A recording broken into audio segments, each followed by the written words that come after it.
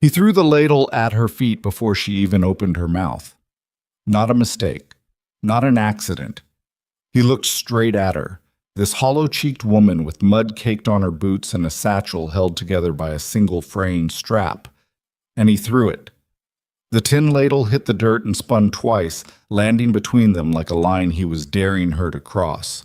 "Kitchen's not a charity house," Grady Toland said, loud enough for every man in the yard to hear. "And I don't take orders from beggars." The laughter came fast and mean. Marin Holloway didn't flinch, didn't step back. She just looked at that ladle in the dirt, and something shifted behind her eyes. Something that wasn't quite anger and wasn't quite grief, but lived somewhere painful between the two. If you were standing in her worn-out shoes that August afternoon in 1884, what would you have done? Before we go any further, if stories like this one speak to something deep in you, if you believe that quiet people sometimes carry the loudest kind of strength, then hit that subscribe button right now and ring the bell so you never miss what comes next. And when you finish watching, drop a comment telling me the city and country where you're watching from.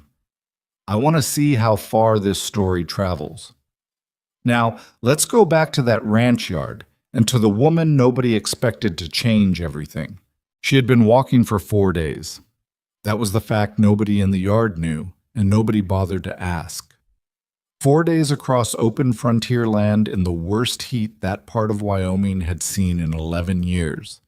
She'd run out of water somewhere around the second afternoon, rationed the last of a dry biscuit sometime before dawn on the third day, and had kept putting one foot in front of the other, not because she was brave, she would have told you herself she wasn't particularly brave, but because stopping wasn't a choice she could afford to make.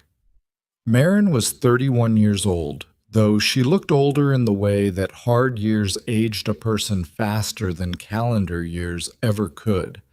Her hair, dark brown with a streak of early gray at the left temple that she'd stopped trying to hide 2 winters back, was pulled into a knot at the back of her neck.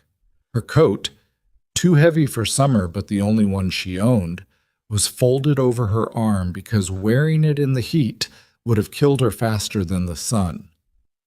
She had $2.14 in the bottom of that satchel, wrapped in a handkerchief her mother had embroidered before the fever took her. She had not spent a single cent of it because $2.14 was the kind of money you kept for a moment when there was no other option left, and Marin had not yet arrived at that moment. She had arrived instead at Redstone Ranch. The gate was open when she reached it, which she took as neither a good sign nor a bad one, just a fact. A weathered wooden arch overhead, the name carved into it in letters that someone had once painted red, but which had mostly chipped away to bare wood. Beyond the gate, a long dirt path stretched toward a cluster of buildings. A main house, 2 bunkhouses, a barn that needed new boards on the south wall, and a cookhouse set off slightly to the left with a rusted tin chimney pipe poking out of the roof.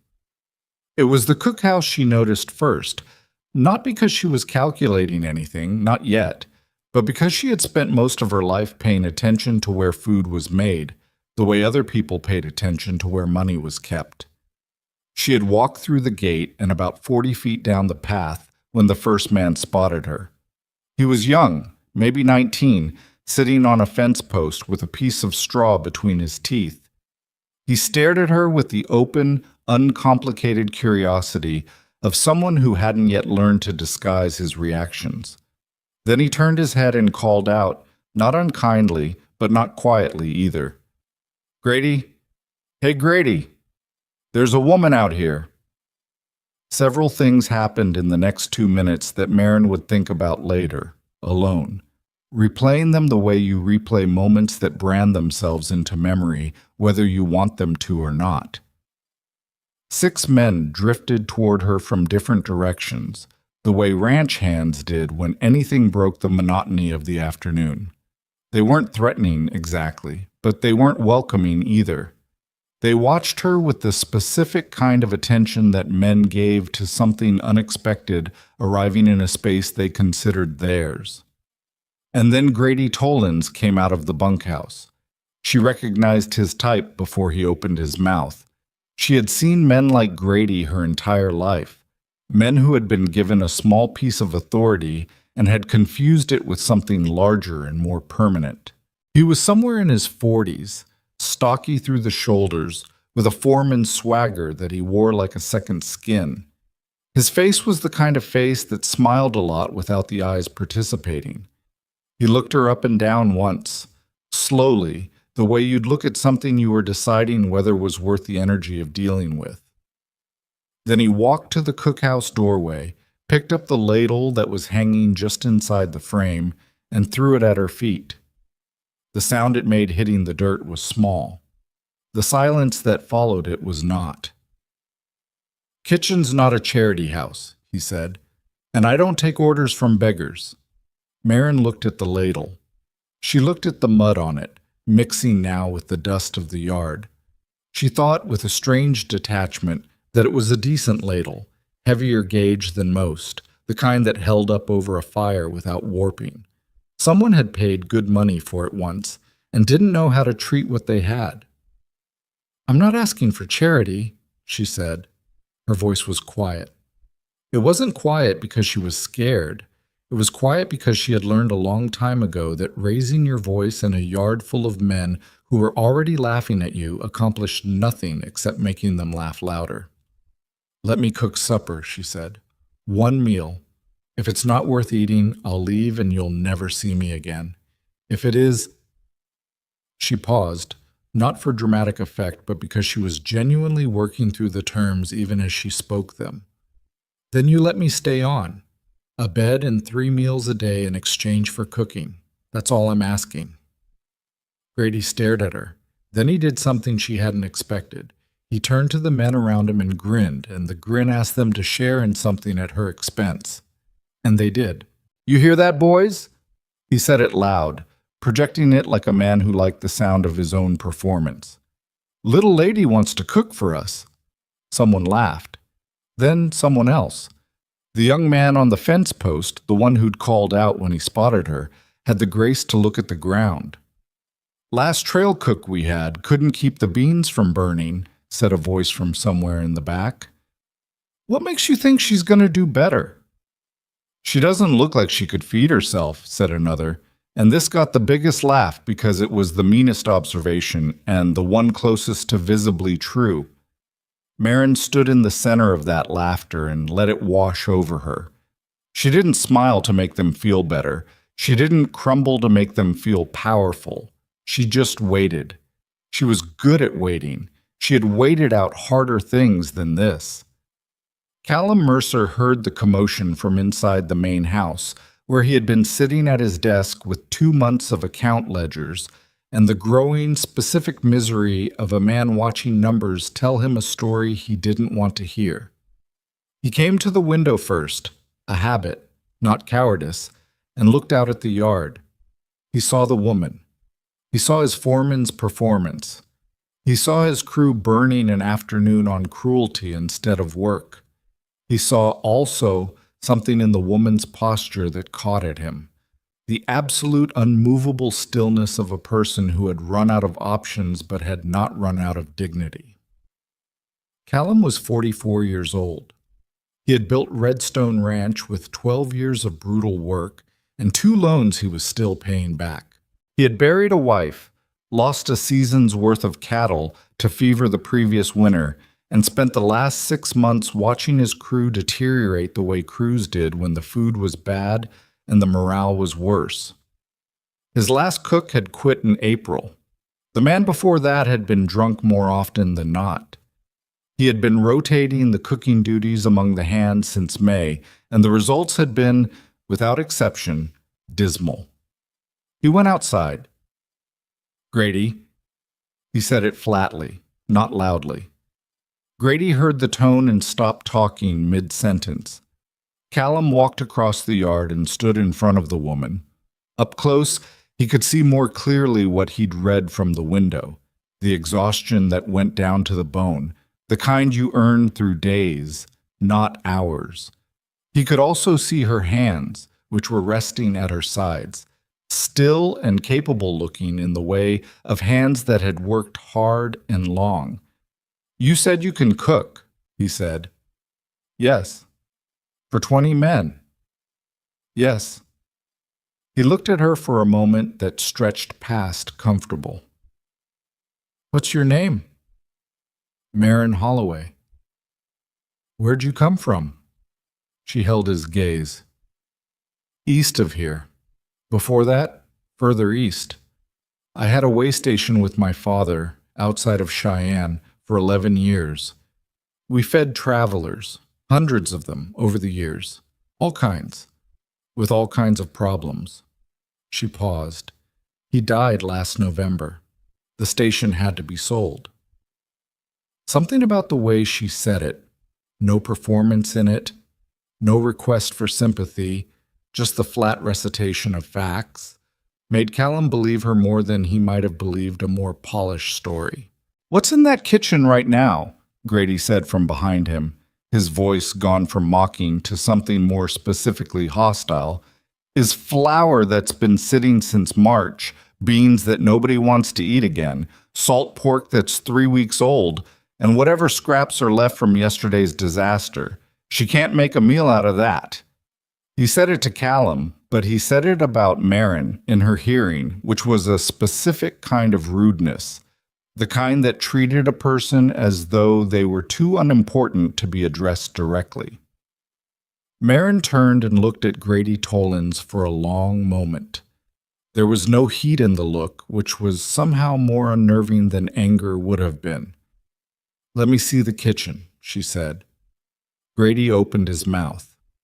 Callum held up one hand, a small gesture, but Grady read it right and closed his mouth. "Show her," Callum said. What Marin found in the Redstone cookhouse was, by any reasonable measure, a problem. Grady wasn't wrong about the inventory. He had described it accurately, which was the most charitable thing she could say about him. The flour had been stored improperly in a barrel near the east wall, where the afternoon sun hit it, and it had gone slightly stale. The beans were dried and would need more time than she had if she soaked them normally. The salt pork was, as advertised, 3 weeks old, which meant she needed to handle it carefully. Trim what needed trimming, use the rest with the right treatment. There were dried onions in a sack behind the door, shriveled but not gone. A tin of lard 2/3 full. Some dried herbs in small bundles hanging from a nail. She lifted each one and smelled it, setting aside what still held potency. A jug of molasses, sticky around the rim, but usable. A small sack of cornmeal pushed behind a crate, as if someone had forgotten it was there. She stood in the middle of the cookhouse for a moment with her hands at her sides and her eyes moving from shelf to shelf, taking a kind of inventory that was less a list and more a conversation, asking what each thing could still do, what it could become, what it could contribute to if treated correctly. Then she took off her coat, hung it on the nail that wasn't holding herbs, rolled up her sleeves, and went to work. She started the salt pork first, because it needed the most time and the most attention. She cut away what couldn't be saved, rinsed the rest more thoroughly than would have seemed necessary to someone watching, then put it to render low and slow in the largest pot she could find. Low heat. Patience. The fat needed to come out gradually, and the meat needed to relinquish the salt it had been curing in, or the whole dish would be ruined by it.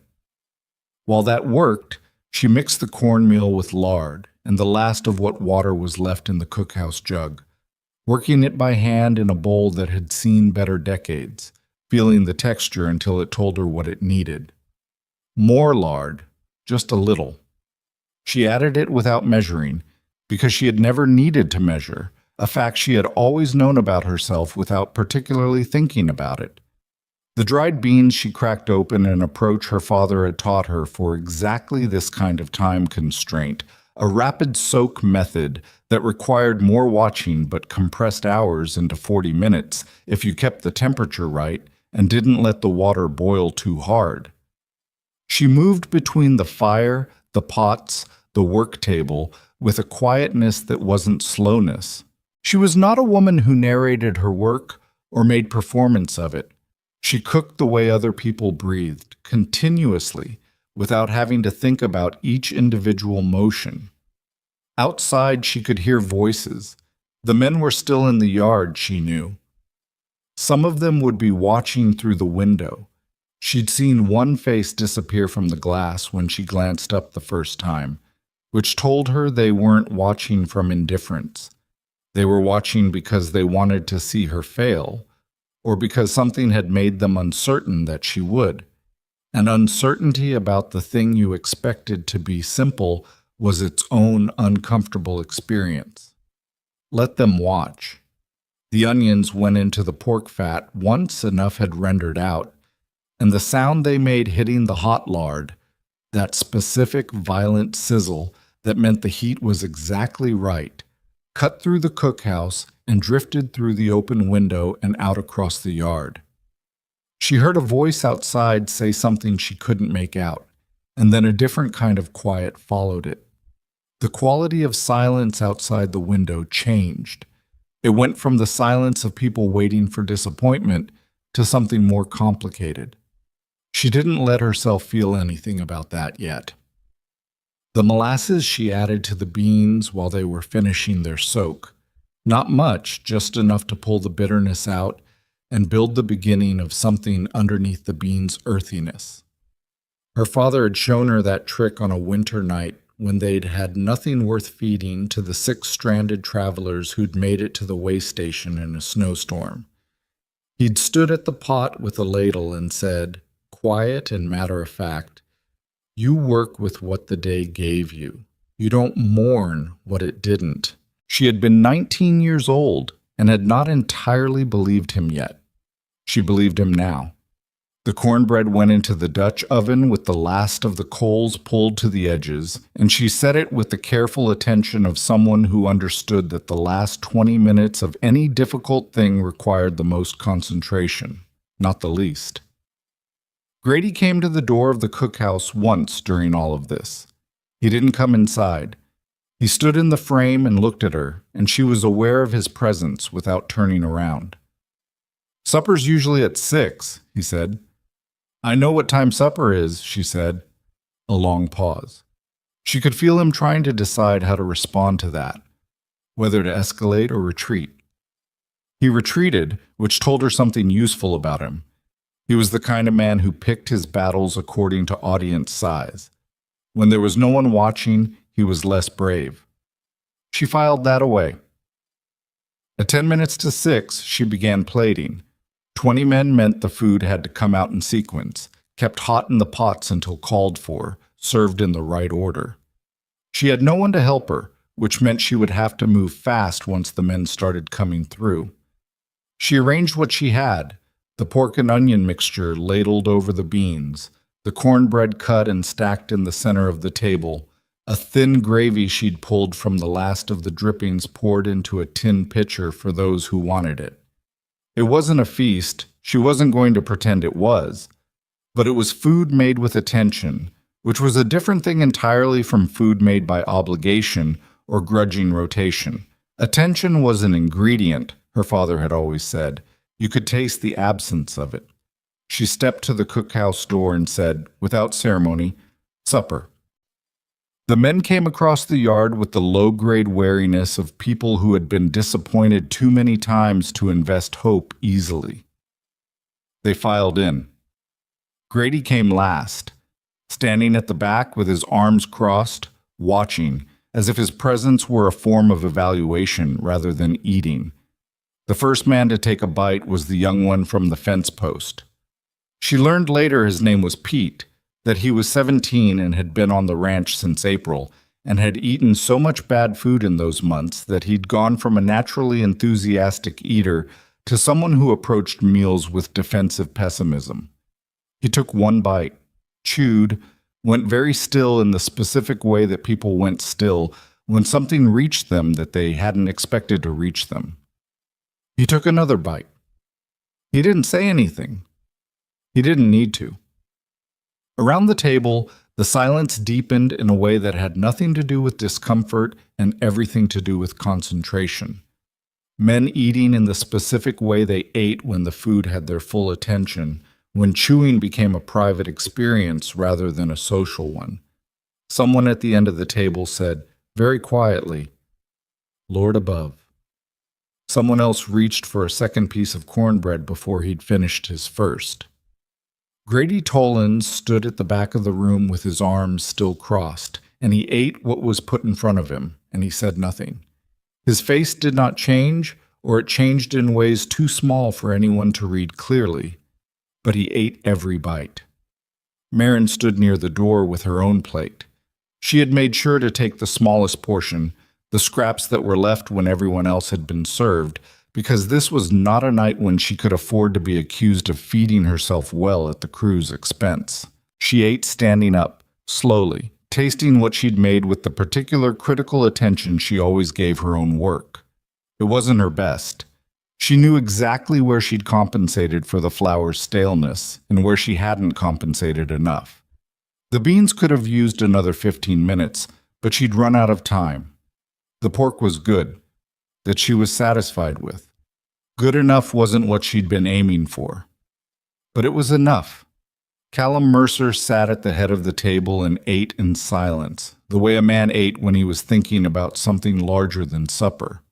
When he finished, he set down his fork with the particular deliberateness of a decision being made. He looked down the table. He looked at his crew, at men who had been grinding against each other for months, who had been eating bad food and working hard and losing ground in ways both visible and invisible, who were now, for this small window of this particular evening, sitting around a table without complaint, without hostility, with something on their faces that was close to, not happiness exactly, but ease, the temporary absence of grievance. He looked at Marin Holloway, standing by the door with her small plate. "The bed in the storeroom off the cookhouse," he said.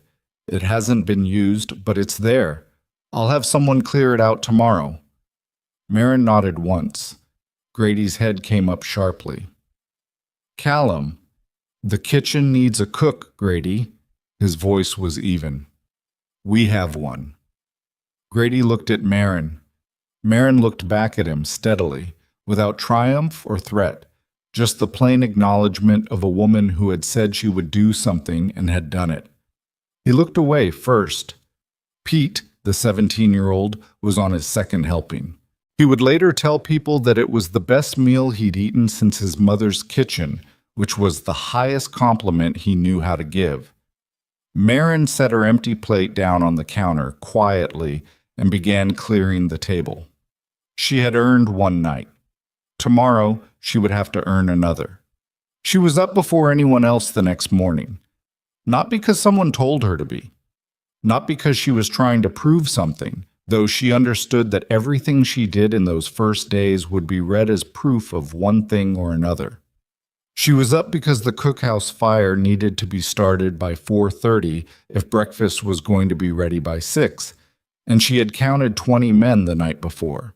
And 20 men doing physical labor needed a real breakfast, not the burned coffee and cold biscuits she'd seen evidence of in the ash of yesterday's fire. The storeroom they'd cleared for her, Callum had sent Pete and another hand in that first evening to move the crates out, was small enough that she could touch both walls with her arms spread, and the cot left over from some previous use had a mattress that had seen too many seasons. She had slept on worse. She had slept on much worse, and the fact that there was a door she could close and a roof that didn't leak told her she was ahead of where she'd been the night before. She had lain awake for a while in the dark, not from anxiety, not exactly, but from the particular alertness that came when your circumstances changed faster than your body could process. Her mind kept running inventory, the flour situation, the bean supply, the salt pork that would be gone by end of week, the dried herbs she could stretch if she was careful, the question of what other supplies were coming and when. She was also running a different kind of inventory, one she couldn't have written down in any ledger. The men she'd served the night before, their faces, their postures, the small behaviors that told you what kind of crew you were dealing with. She had fed enough different kinds of men in her years at the way station to read a table the way some people read weather. Pete was easy, young, essentially kind, starving for something he couldn't quite name, which was probably just consistency. Two men at the far end of the table had eaten without looking up, which meant they were either exhausted or deeply interior people, and she hadn't decided which yet. There was a man in his 50s, gray-whiskered, who had nodded at her when he brought his plate back to the counter. Not a thank you exactly, more an acknowledgement of a job done correctly, the kind of nod a craftsman gave another craftsman's work. She had noted that. A man who noticed quality without being asked was someone worth knowing. And there was Grady. She was not going to underestimate Grady Tollins. That was the thing about men who threw things at your feet. The throwing was rarely the worst they could do. It was a signal, not an ending. The fire caught on the second try, and she had coffee going within 15 minutes, which she knew from experience would be the first thing anyone noticed, and the fastest way to establish that the cookhouse was, once again, a place that functioned. She was working on a cornmeal porridge, thin on flavor alone but workable with the molasses she'd rationed carefully the night before, when she heard the door. It was Pete. He stood in the doorway in the half-dark with his hat already on and his boots still unlaced, and he looked at the fire going and the coffee pot on the stove, and something in his young face shifted in a way that was almost hard to watch. "You're already up," he said, as if this were a minor miracle he needed to record. "Coffee's 10 minutes out," she said. He came in and sat down on the stool near the work table, not asking permission, not announcing himself, just occupying the space with the ease of someone who was used to making himself small enough to be tolerated. He watched her work for a while without speaking, which she appreciated. People who narrated what they were watching while you worked were a specific kind of exhausting. After a while, he said, "Grady's going to make it hard for you." She kept stirring. "I know. He's been foreman here 3 years. Acts like that means something permanent. Most men in his position do." Pete was quiet again, then, "Last cook left because of him. The one before that too, I think, but I wasn't here for that one." She didn't say anything to that, and he seemed to understand that she wasn't inviting more detail. What she was doing, and what he was perhaps too young to recognize, was filing the information away without showing that she was. It mattered. It told her the pattern was established and deliberate, not occasional. "Laces," she said without looking down. "What?" "Your boots. Tie them before the others get here. You trip in this kitchen while I've got a fire going, we've both got a problem." He looked down at his feet, then back up at her with an expression that was somewhere between surprised and grateful, and he bent and tied them. The rest of the crew came in over the next 40 minutes in the slow, sequential way of men adjusting to a new order of things. The coffee was ready, the porridge was ready. It wasn't remarkable food. She knew that, and she thought they knew it too. But it was hot, and it was there, and it was consistent, which after months of rotating disasters was its own form of extraordinary. Nobody said much. Ranch hands in the early morning rarely did, but nobody complained either, which in this specific context she read as progress. Grady came in last. He poured his own coffee without looking at her, sat at the end of the table that had become, she already understood, his established territory, and ate in the pointed silence of a man performing indifference. When he finished, he stood, set his cup down harder than necessary on the counter, not quite slamming it, maintaining the thin excuse of accident, and walked out. The gray-whiskered man watched him go. Then he looked at Marin. "Name's Walt," he said. "Been here 6 years." He said it like those were the only facts that mattered, and picked up his hat and left. She would figure out later that Walt Briggs was the closest thing the crew had to a second conscience. A man who said little, but whose silence had weight, whose approval or disapproval could shift the mood of a room without him lifting a finger to direct it.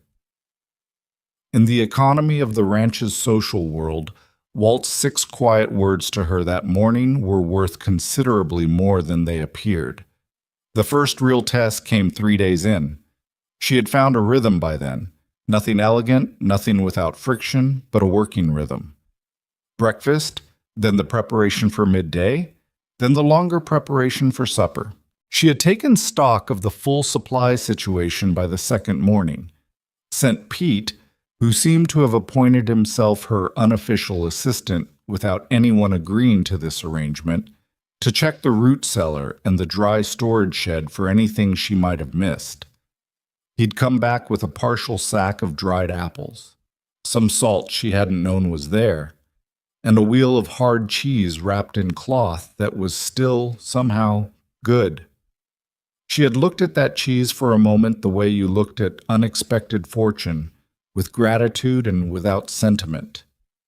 The supply wagon was due on Friday, Callum had told her on the second morning.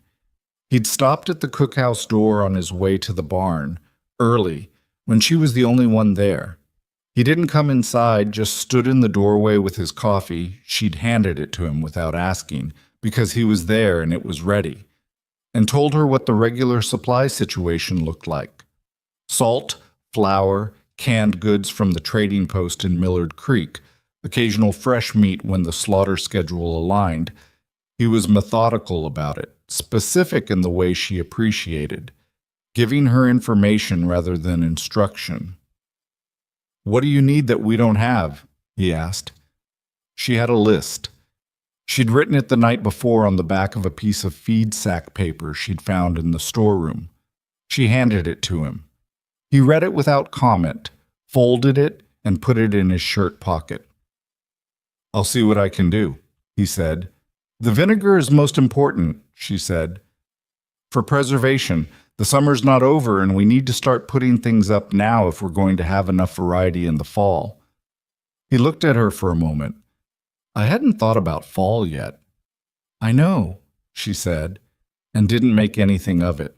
He nodded, something specific in the nod that she read as the beginning of trust, not the arrival of it, and went to the barn. The test on the third day came in the form of a man named Decker. Decker was the largest man on the crew, somewhere north of 6 feet, and built in the way of men who had spent their entire adult lives doing work that required their bodies to be instruments of force. He had not spoken to her at all in the first 2 days. Not rudely, not bluntly, simply not spoken, as if she occupied a category of existence he hadn't yet decided how to classify. He came to the cookhouse at midday alone, which was unusual. The rest of the crew was still at the east pasture. She heard later that he'd taken a bad step coming off a fence and twisted his ankle enough to be sent back, which he had apparently received with deep personal offense. He came into the cookhouse and sat down, and she set a plate in front of him, beans again, because it was still midweek and the supply wagon hadn't arrived. And he looked at it. "Beans again," he said. "Yes," she said. "Had beans 4 times this week." "3 times," she said.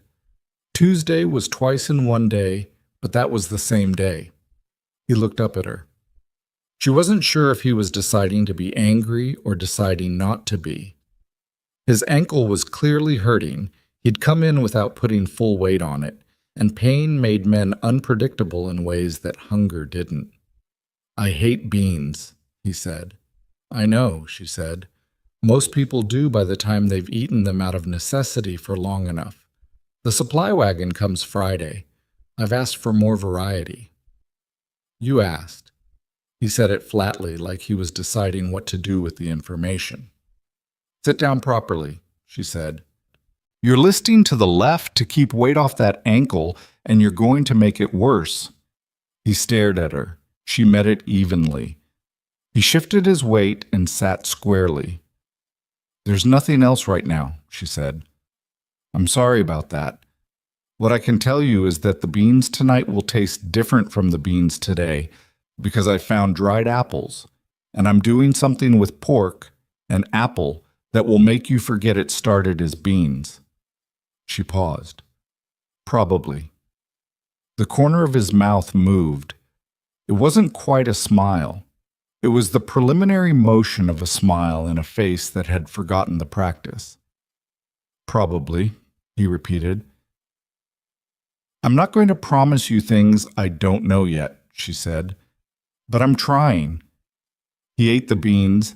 He didn't say they were good, but he finished them and he took the second portion she offered without being asked twice, which was its own kind of answer.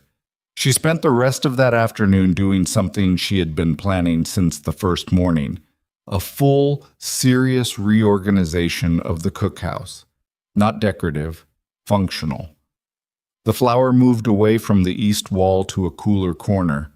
The dry goods rearranged so that oldest stocks were in front, newest behind.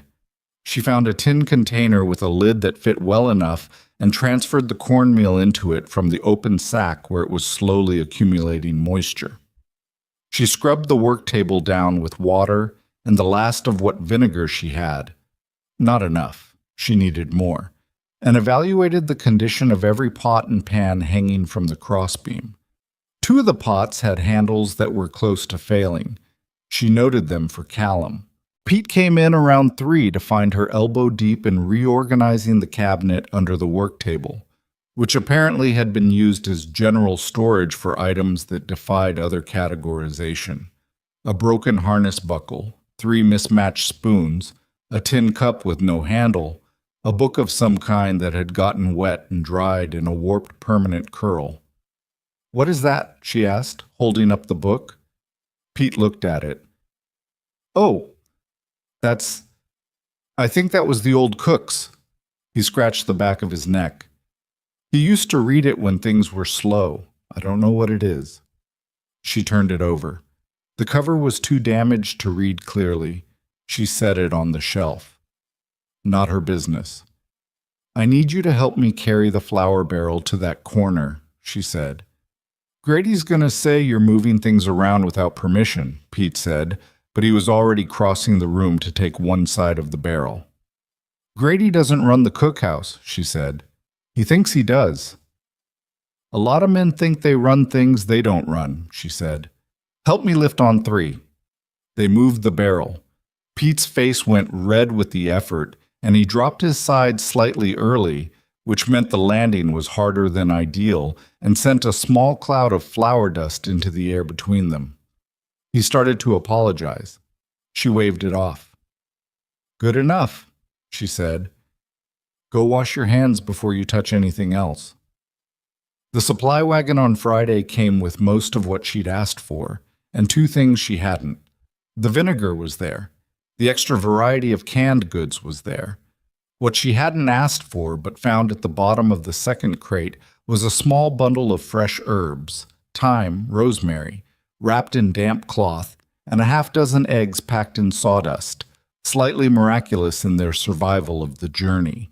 She stood there with the eggs in her hands and felt something she was careful not to show. Callum was standing nearby, watching her unpack.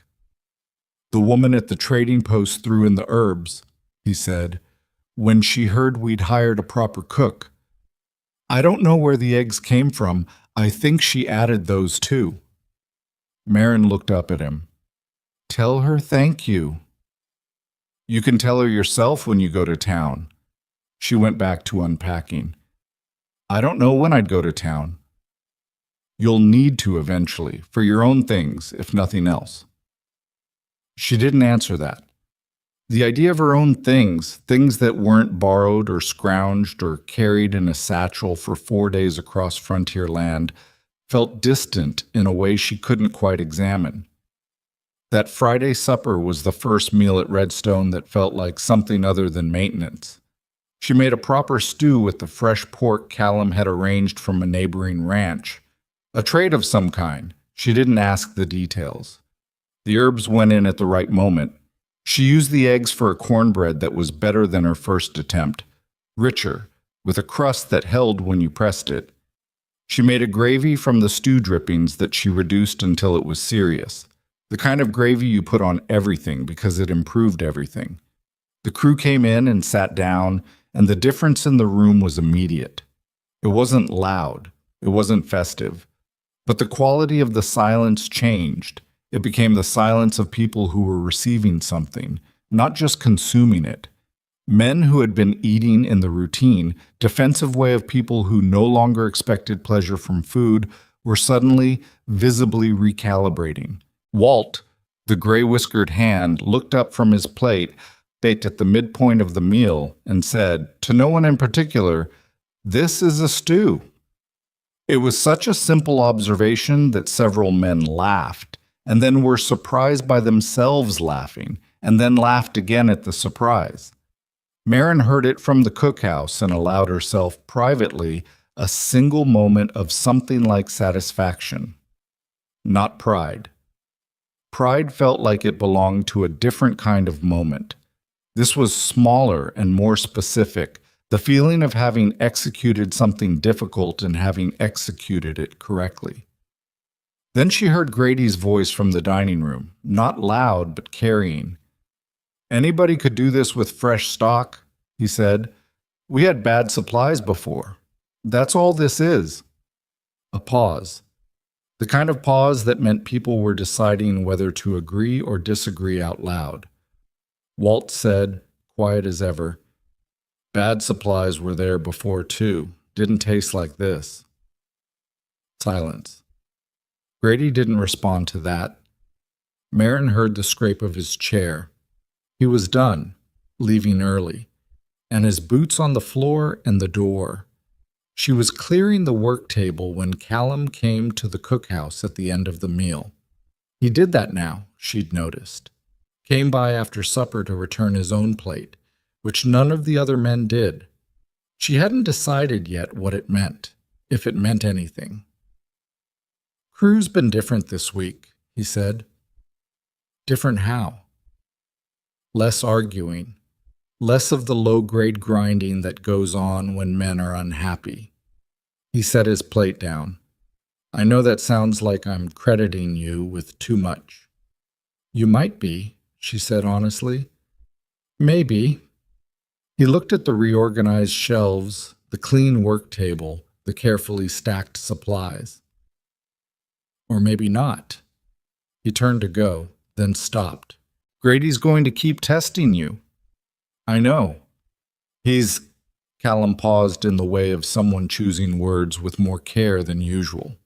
"He's been here a long time. He's good at his job, with the cattle, with the men in the field. He's not—" Another pause. "He doesn't adjust easily to things changing." "Most people don't," she said, without any particular edge to it. Callum looked at her for a moment. "No," he said. "They don't." He picked up his hat from where he'd set it on the counter. "You cooked well tonight." "The herbs made the difference," she said. "Tell the woman at the trading post." He almost smiled. She wasn't entirely sure. It happened fast and then it was gone, but she thought he almost did. He left.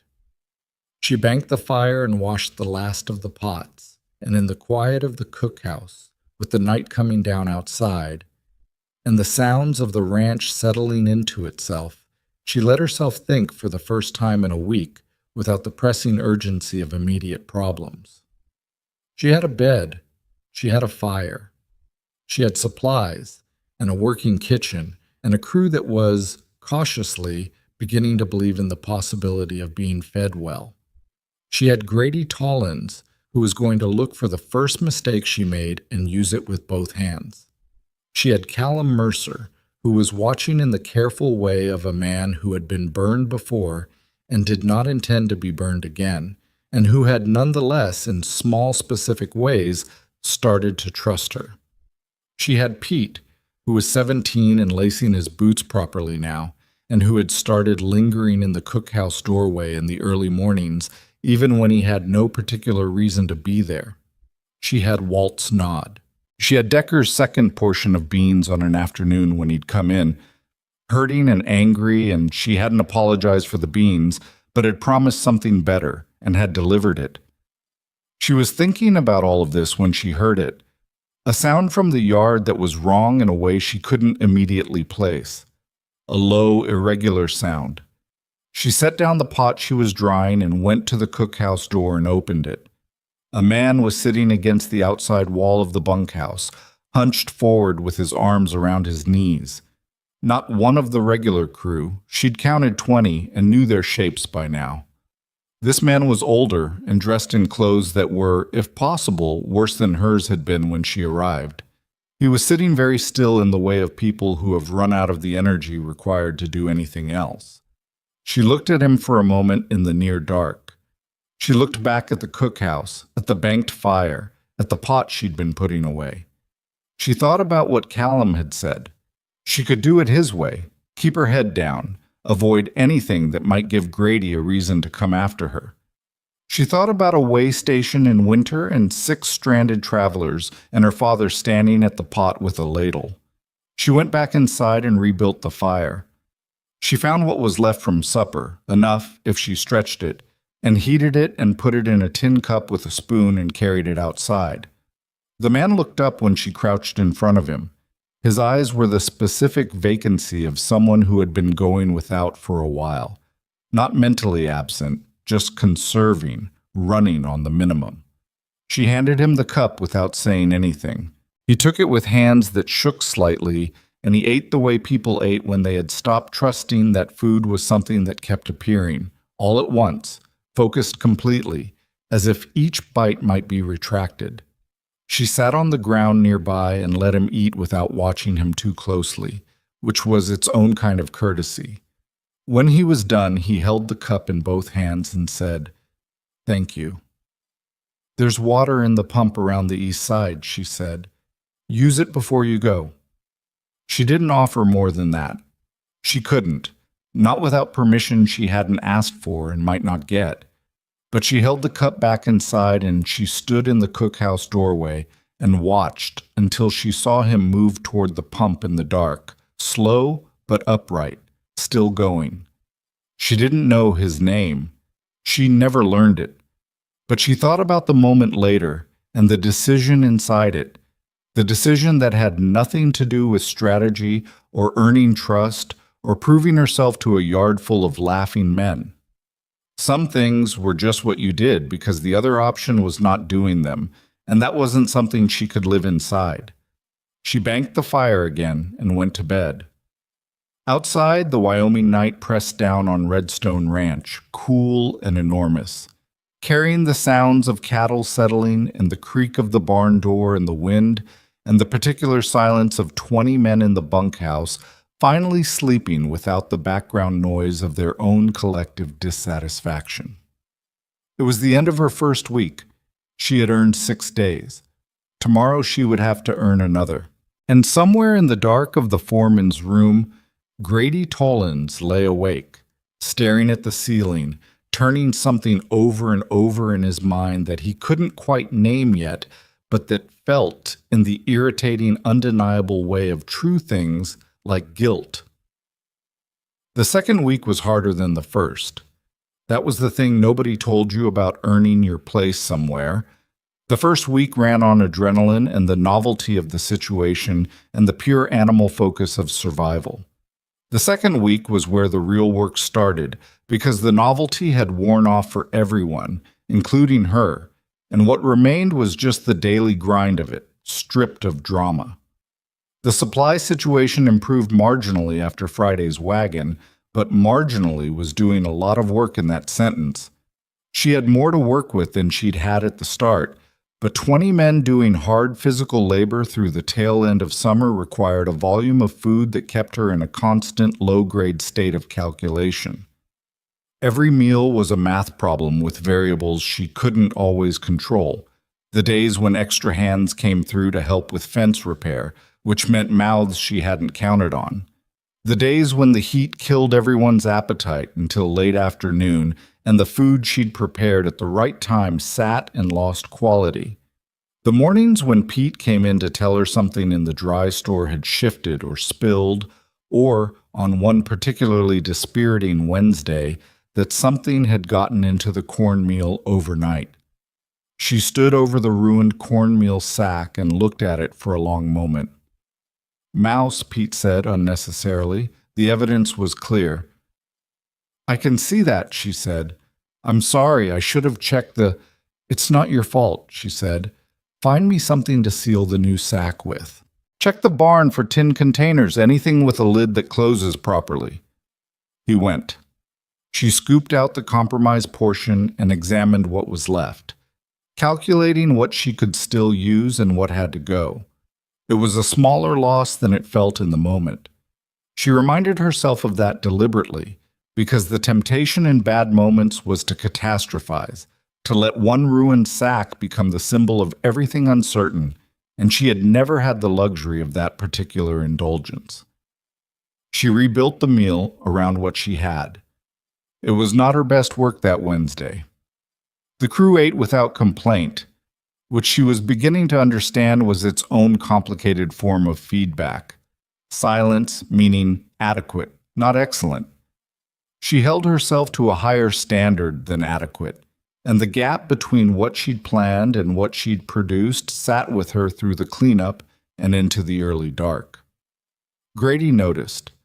She knew he noticed because he said nothing, specifically, deliberately nothing, which was louder than any comment he could have made. He ate, set down his fork, and looked at her for just a moment too long before he left the table. It was the look of a man banking something, storing it for later use. She let him have the moment. She had no energy to spend on managing his satisfaction. What she spent her energy on instead was Pete. It had happened gradually, without her planning it. He was always there in the margins of her work, carrying things, fetching things, asking questions that started practical and sometimes went somewhere more interesting. He had a quick mind that he didn't fully trust yet, which was the specific condition of 17 in someone who'd been underestimated by enough adults to have started doing it to himself. She had started, without announcing it, teaching him things. Not formally, not sitting down and saying, "Here is a lesson." Just the running commentary of working alongside someone, explaining why she was doing what she was doing while she was doing it, which kept her own thinking sharp and gave him something to hold on to. "Why do you add salt at the end?" he asked one morning, watching her finish a pot of porridge. "Because salt draws moisture out as it cooks. If you add it too early to something that needs to stay soft, you work against yourself." She handed him the spoon. "Taste it before and after." He tasted it. His face went through 3 expressions in quick succession: baseline expectation, surprise at the before, then the after, and he looked at the spoon as if it had done something unexpected. "It's the same ingredients," he said. "Timing is an ingredient," she said. "Remember that." He did. She noticed he started tasting things at different stages when he helped her, which was more than most grown men did without being told twice. By the end of the second week, he could make a passable cornbread without supervision. It wasn't good yet. He had a habit of over-mixing that gave it a tough crumb, but it was passable. And passable was a foundation. She didn't tell him it was passable. She told him where he went wrong, specifically with enough detail that he could correct it. She had seen enough people learn by being only encouraged, with nothing to aim at, to know that vague praise was nearly as useless as no instruction at all.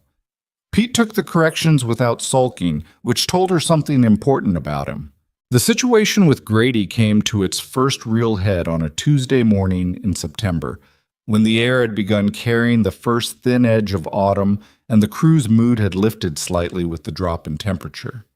She had been at Redstone 5 weeks by then, long enough that her presence had shifted from provisional to something closer to expected, though nobody had said so explicitly. Long enough that she had learned the rhythms of the place, which men ate fast and which ate slow, which ones came back for seconds without being offered and which needed to be offered before they'd ask, which ones were carrying injuries they hadn't reported because reporting injuries meant being taken off work, and being taken off work meant falling behind in pay. She noticed these things the way her father had taught her to notice the travelers who came through the way station, reading hunger not just as a physical state, but as a condition with history and context. The man who ate too fast hadn't always had enough. The man who ate carefully and methodically had learned to make things last.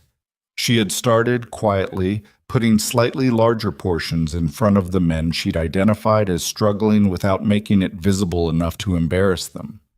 It required calibration, enough to matter, not so much that anyone noticed.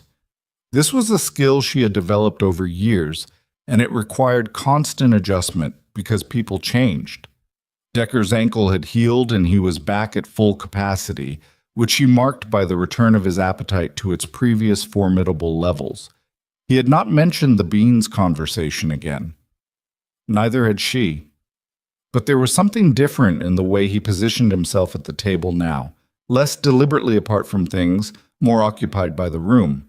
It was a small change. She thought she was probably the only one who noticed. The Tuesday morning confrontation started with flour. She had submitted her supply list for the week's wagon on Monday, as she'd established as the routine with Callum. The list was specific, prioritized, written in the clear hand she'd developed from years of keeping records at the weigh station. At the top, 50 pounds of flour, because she was down to the last barrel and a half, and the weeks ahead were going to require more baking as the temperatures dropped and the men's caloric needs increased. She came into the cookhouse that Tuesday morning and found the dry goods from the wagon stacked inside the door by whoever had unloaded it before dawn. She went through the crates methodically. The flour was not there. She went through them again. 30 pounds of dried beans she hadn't ordered in those quantities. A second crate of salt she didn't need yet. No flour. She stood in the cookhouse and breathed for a moment. Then she went and found Callum, who was at the barn with 2 other men looking at a horse that was favoring its left front leg. The flour wasn't on the wagon, she said. He turned, read her face. I ordered it. I know you did. It wasn't there. She paused. Someone changed the order. He went still in the specific way of a man who already knows the shape of a problem before it's fully named. I'll look into it, he said. I need to know by noon, she said, because if I don't have flour by noon, supper tonight is a different conversation. I understand. She went back to the cookhouse. She spent the next hour doing what she always did when something went wrong. She inventoried what she actually had, not what she'd planned to have, and she rebuilt the day's meals from there. It was solvable. It was annoying, and it was solvable. Beans and salt pork again, which the crew was going to receive with exactly the enthusiasm she anticipated, but solvable. What was not solvable by cookhouse logic alone was the question of who had changed the order and why. She already knew the answer to the first half of that question. Grady Tollins had been on the porch of the main house the previous afternoon when the supply driver stopped to review the order. She had seen it from the cookhouse window without paying particular attention. Grady talked to everyone who came through. It was part of how he maintained his position as the intermediary between the ranch and the outside world. She had not thought about it then. She thought about it now. Callum came to the cookhouse at 11:30. He stood in the doorway with a specific quality of controlled anger that she had not seen from him before. Contained, precise. the kind that was more dangerous than the kind that shouted. The order was modified at the gate, he said. I know, she said. Grady told the driver the flour request was an error, said 30 pounds of beans were needed instead. He paused. The driver didn't question it because Grady's been the one managing supply orders for 3 years. She kept working. She was salting the pork, paying attention to the pressure she used, the distribution. What did Grady say when you asked him? That he was correcting what he considered a waste of money, that we had enough flour. We did not have enough flour. I know that.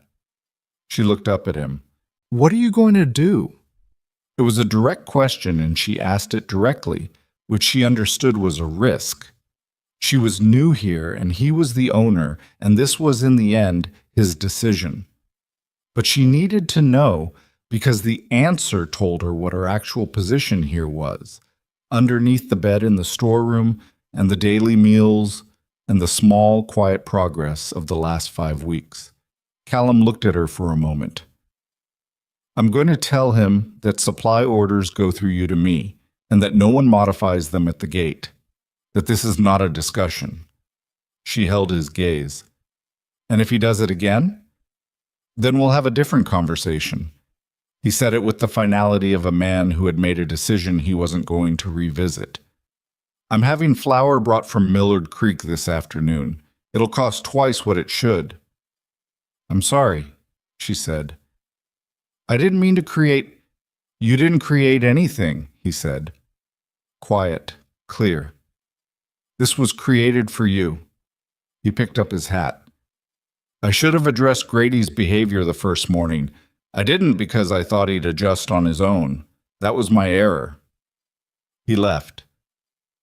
She stood in the cookhouse with the unsettling feeling of having been defended, which was not a feeling she had a well-worn groove for, and went back to the pork. The flour arrived at 3:30. She had enough time. She made biscuits that night, which she had not made since her first week because biscuits required flour she couldn't afford to spare. She made them plain, nothing complicated. The good flour deserved to speak for itself without being buried under additions. And she put them on the table in a cloth-lined basket the way her mother had, keeping them warm. When Pete came in and saw the basket, he stopped walking in the middle of the room. Are those... he started. Sit down, Pete. He sat down. He reached for one before anyone else was at the table, and she let him, because he was 17 and he'd carried things and asked good questions and corrected his over-mixing habit after she'd told him only once.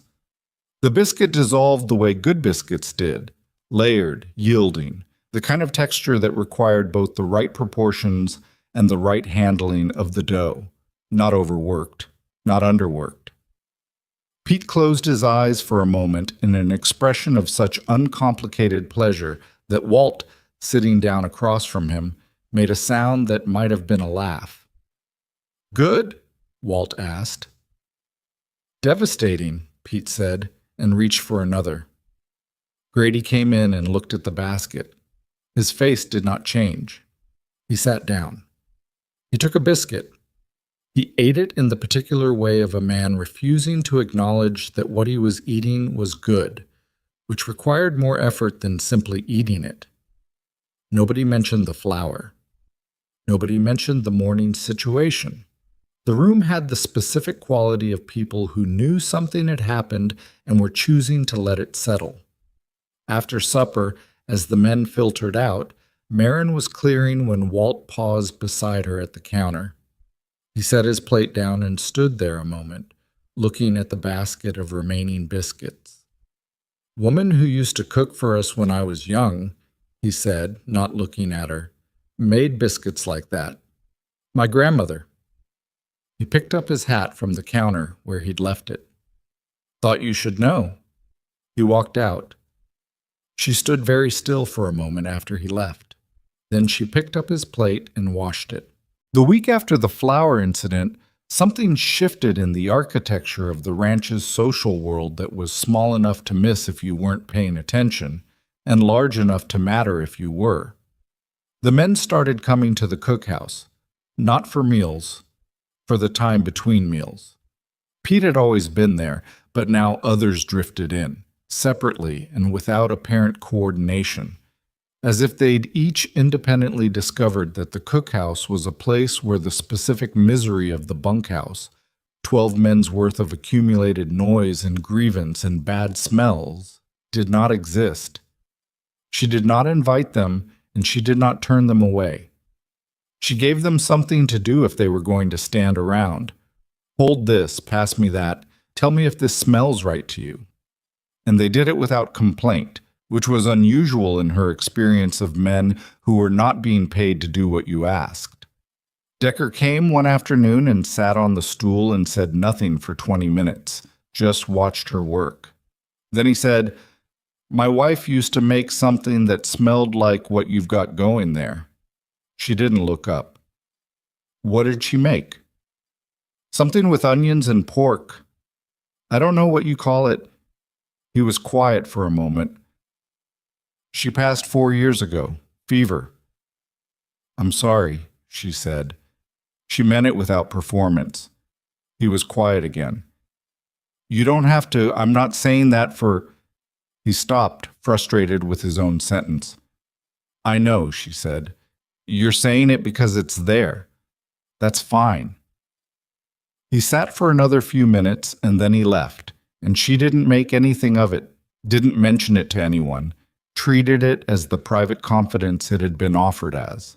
That was the week she understood that the cookhouse was becoming something she hadn't consciously designed but had apparently created through the accumulation of small decisions. A place where people could set down whatever they were carrying outside, even briefly. Not comfortable exactly, not soft. It was still a working kitchen that was hot and demanding and required you to stay out of the way, but something. She was not naive about what that something was. She had seen it at the way station too, the way a place where food was made honestly and people were treated without condescension became over time a kind of gravity. People were pulled toward it for reasons they couldn't always articulate. The challenge was that gravity worked on everyone, including people you would rather it didn't. She first noticed the boy watching from outside the fence on a Thursday afternoon in late September. He wasn't one of the ranch hands. He was young, younger than Pete by several years, 12 at most, she thought. And he was standing at the fence line near the east side of the cookhouse with the specific stillness of a child who has learned to be invisible to adults. He was there when she went out to the pump for water. He was gone when she came back. He was there again the next morning in approximately the same spot. She told Pete about him on the second day. Pete knew who he was immediately. "That's Tommy Eld," he said. "His family has the small claim about 2 miles east. His father—" Pete's face went through something complicated. "His father drinks. The mother does what she can. There are 4 kids." She looked out toward the fence line. The boy wasn't there right now. "Does he come to the ranch often?" she asked. "Started coming around last month," Pete said. "Grady ran him off twice. Told him we don't feed strays." The words sat between them in the air. She went back to what she was doing. Pete watched her face and didn't ask what she was thinking, which was the right choice on his part. The following afternoon, she put a plate together. Not scraps. A proper small plate, the same quality as what she served the crew. She carried it out to the fence line and set it on the top rail of the fence and went back inside without saying anything, without looking around, without making the gesture into an event. 20 minutes later, the plate was empty. She retrieved it without ceremony. She did this for 3 days before the boy spoke to her. He appeared at the back door of the cookhouse on a Sunday morning when the crew was at the barn doing weekly maintenance work. He knocked on the door frame, a small, precise knock, the knock of a child who'd been taught that you asked before you entered. She looked at him. He was thin in the specific way of children who were not getting enough, the kind of thin that didn't show on the face yet, but showed in the way they held their shoulders, drawn in slightly as if making themselves smaller, reduced the space they took up. "I wanted to say thank you," he said, "for the plate." "You're welcome," she said. "Come in out of the sun." He came in and stood just inside the door, looking around the cookhouse with the wide, comprehensive attention of a child who is memorizing things. His eyes went to the fire, the pots, the shelves, the work table, in a sweep that was almost professional. "You cook for all of them?" he said. 20 men, she said. "Sit down if you want." He sat on Pete's stool. She gave him a biscuit. She had a batch from this morning's breakfast that were still warm, and he ate it in that careful way, making it last. And she understood what Pete had told her about the family without needing any further detail. "Do you like to cook?" she asked. He looked at her as if the question were unexpectedly interesting. "I don't know," he said. "I make things sometimes, at home, when Mama's too tired." "What do you make?" "Mostly cornmeal. Sometimes I fry things." He ate the last of the biscuit. "I burned the cornmeal once, and my father—" He stopped. She didn't pursue the end of the sentence. "Burning cornmeal is easy," she said. "The fix is easy too. Lower heat than you think, and you have to keep moving it. Sitting still is what burns it." He looked at her with the expression of someone receiving information they immediately recognized as useful. She gave him another biscuit and told him about the heat. She told him about the importance of keeping things moving. She told him 3 things, not 10, not 20, just 3, because 3 things could be remembered and applied, and 10 things became noise. He listened with the concentrated attention of a child who had learned that some opportunities didn't repeat.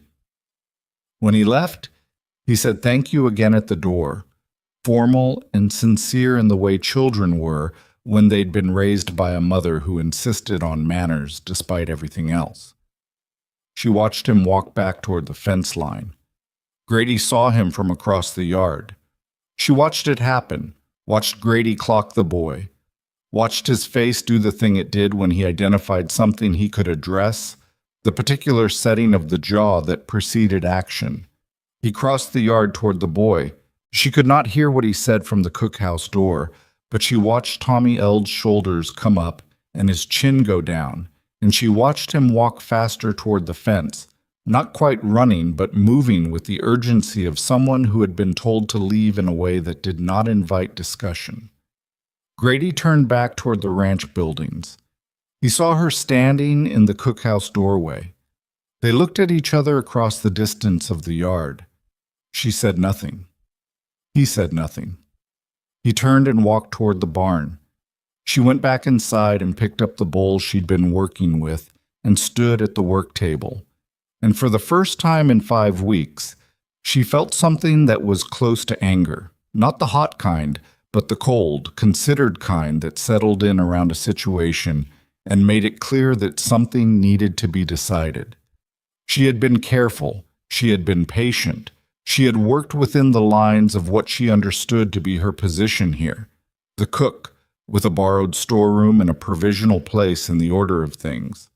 She had not pushed at Grady's authority in the yard, had not contradicted him in front of the crew, had operated in the space she was given and expanded it only by the daily quality of her work.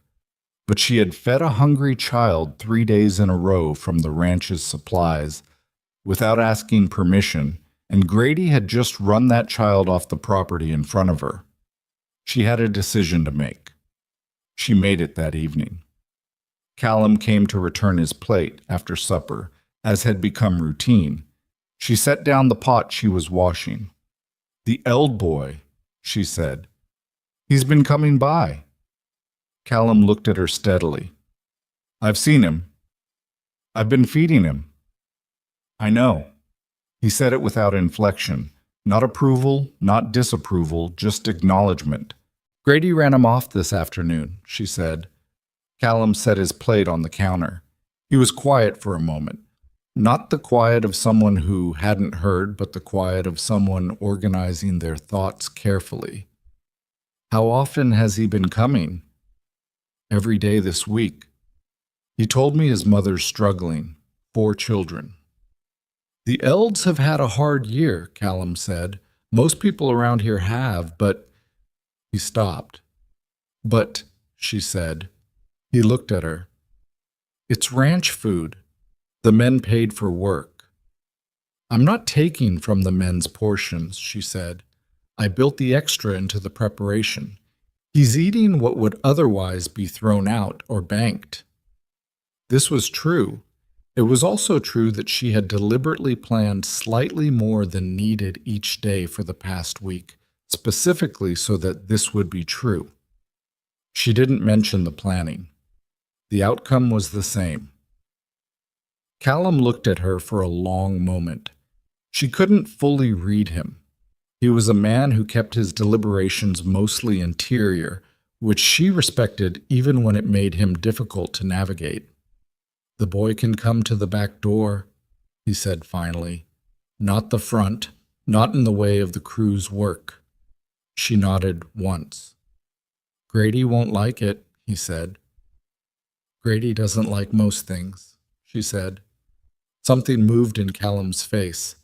It wasn't quite the almost smile she'd seen before, but it was adjacent to it. He picked up his hat. No, he said. He doesn't. He left. She finished washing the pot.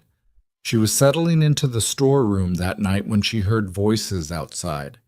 Callum's and Grady's, in the space between the main house and the bunkhouse.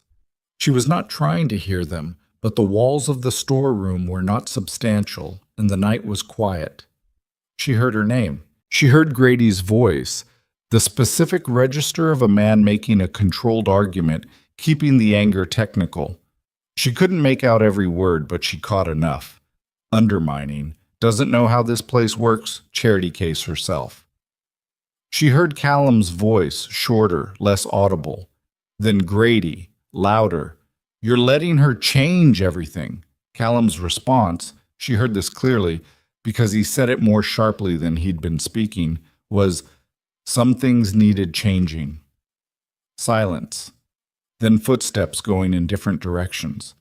She lay on her cot in the dark and stared at the ceiling of the storeroom and thought about Grady Tollins, who was a man in pain about something she didn't yet fully understand. Not just her presence, not just the disruption of the cookhouse, but something older than her arrival that her arrival had apparently aggravated. She thought about the ladle in the dirt on the first afternoon. She thought about the way he had looked at the boy walking fast toward the fence.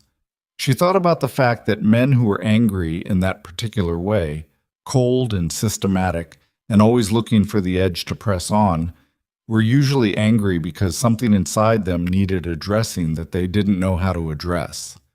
This did not make him easier to deal with. It did not make him less of a problem. But it made him, against her preference, someone she would have to try to understand before this was over. She turned on her side and closed her eyes. Outside, the first real edge of autumn moved through the Wyoming night, carrying the smell of the coming cold. And somewhere 2 miles east, in a small homestead claim that was doing its best to hold together, a 12-year-old boy was probably asleep with a full stomach for the 3rd night in a row. She held on to that and let the rest of it wait until morning. October arrived at Redstone Ranch the way hard seasons always did. Not all at once, but in increments that accumulated faster than you expected, until one morning you stepped outside and the air had a different weight to it, and you understood that the easy part was behind you. Marin had been watching the signs for weeks. The way the light changed angle, the way the cattle moved differently in the late afternoon, pressing toward the south-facing slopes. The way the men came in from the fields with a different kind of tiredness. Not the heat-wrung exhaustion of summer, but something denser, the tiredness of bodies beginning to work harder just to stay warm. She had been preparing since August. Nobody knew the full extent of it. That was by design. She had learned at the way station that the difference between a place that survived hard seasons and a place that didn't had almost nothing to do with luck and almost everything to do with what was done in the weeks before anyone thought preparation was necessary. Her father had said it plainly, without poetry. The time to fix a roof is when the sun is shining, because when it's raining, you're already too late. She had started the preservation work in the last week of August, when the supply wagon began bringing in the late-season produce from the trading post. Cabbages, dried apples, root vegetables that would keep if stored correctly. She had requisitioned vinegar, salt, extra crocks, and a quantity of rendered lard that had made Callum raise an eyebrow when he reviewed the supply list. "That's a significant amount of lard," he said. "I'm sealing crocks," she said. "You layer lard over the top of preserved food, and it keeps the air out, keeps it longer." He looked at the list for another moment. How much longer? Through winter, if the storage stays cold and the seals hold. He approved the order without further comment. She had noticed that this was how Callum operated. He asked enough questions to understand what he was agreeing to, and then he agreed or he didn't, without the prolonged negotiation that some men use to remind you that they were the ones making the decision. It was an efficient quality, and she had come to rely on it. The root cellar became her project through September. It had been used as general storage for ranch equipment before she arrived, the kind of creeping disorganization that happened when no one person was responsible for a space. She had asked Callum's permission to reorganize it, received it, and spent 3 mornings pulling out the displaced equipment and returning it to the barn where it belonged. Pete helped and complained only moderately about the spiders. What she built in that root cellar over 6 weeks was not complicated. It was methodical. Crocks of preserved cabbage labeled with cloth strips she'd marked with charcoal. Dried beans in sealed containers. Cured pork packed in salt in the deep bins at the back where the temperature stayed most consistent. Dried apple rings on strings that she checked every few days for mold. A separate section for the root vegetables, bedded in dry sand the way her father had shown her, not piled but laid individually, not touching, because one rotting turnip could move through a pile and take the whole supply with it. She did not announce any of this to the crew. She did not make a point of it to Callum beyond the supply requests. She simply did it, day after day, in the time between the work that was visible and the night that was not. Grady knew something was happening in the root cellar. He had gone down there once in late September, and she had heard him on the stairs and had continued working without turning around, labeling a crock with the date and contents. He had stood behind her for a long moment. "You're using a lot of the ranch's supplies for," he started. "Storage," she said. "Preservation. The supply list was approved." "I know it was approved." She turned and looked at him then, because she had learned by now that there were moments with Grady where looking at him directly was the only language he registered clearly. "Is there a concern you want to bring to Callum?" A pause. The specific kind that meant he was deciding whether the battle was worth it at this particular moment. "Just keeping track," he said. "That's your job," she said, without sarcasm, just statement of fact. She turned back to the crock. He went back up the stairs. She released a slow breath and kept working. By the time October's quality of light had fully replaced September's, she had put up enough stored food to feed the crew through approximately 14 weeks of supply disruption if the portions were managed carefully. She had not told anyone that number. It lived in her head, in the private accounting she kept that had no paper form. Just the knowledge, solid and specific, of what was in that cellar and what it could do. The first real test of October was not the weather. It was Grady's resignation letter. She heard about it from Pete, who heard it from the bunkhouse wall, which was the primary news transmission system of Redstone Ranch. Grady had told Callum in a conversation that apparently had the quality of controlled detonation that he would be leaving at the end of October. He had a position offered somewhere north, a larger operation, more cattle, a foreman's role with more authority. He had been sitting on the offer for 3 months, Pete said, which meant he had been sitting on it since before Marin arrived. Pete told her this in the cookhouse one morning with the particular intensity of someone delivering information they consider urgent. She was making bread, real bread, yeast bread, something she'd worked back into the rotation as the supply situation stabilized. And she kept working while he talked. "Does that change things?" Pete asked when he finished. "For the ranch?" She punched the dough down. "Yes. For the crew, probably. For the kitchen, not significantly." Pete watched her work the dough. "For you?" She thought about the honest answer to that for a moment before she gave it. "It removes a problem," she said. "It also removes someone who knew how this place operated for 3 years. Those aren't the same thing, but they're both true." Pete was quiet, processing this. He was getting better at sitting with complicated answers, she had noticed. At 17, he had arrived with the binary thinking that age encouraged, things were good or bad, helpful or harmful. And somewhere in the past weeks, without her making a project of it, he had started to hold more than one thing at once. "Walt said Grady's been here longer than anyone except Callum," Pete said. "I know." "Walt also said—" Pete stopped. She looked up. "Say it." "Walt said Grady used to be different, before his brother died, 3 years ago." He was picking at a loose thread on his sleeve, not looking at her. "His brother worked here, too. There was an accident, winter. Grady was foreman by then, and there was some question about whether the assignment his brother was on that day was whether Grady made the right call. Nobody said it was his fault officially, but Grady said it to himself." She was still. The dough was under her hands, and she was not moving. She thought about the ladle in the dirt. She thought about the cold, systematic anger she had read in Grady since the first afternoon, and had understood his cruelty without fully understanding what it rested on. She thought about a man carrying 3 years of private verdict, the kind that no external ruling could touch because it lived below the level where external rulings had jurisdiction. She covered the bread and set it to rise. "Who told Walt?"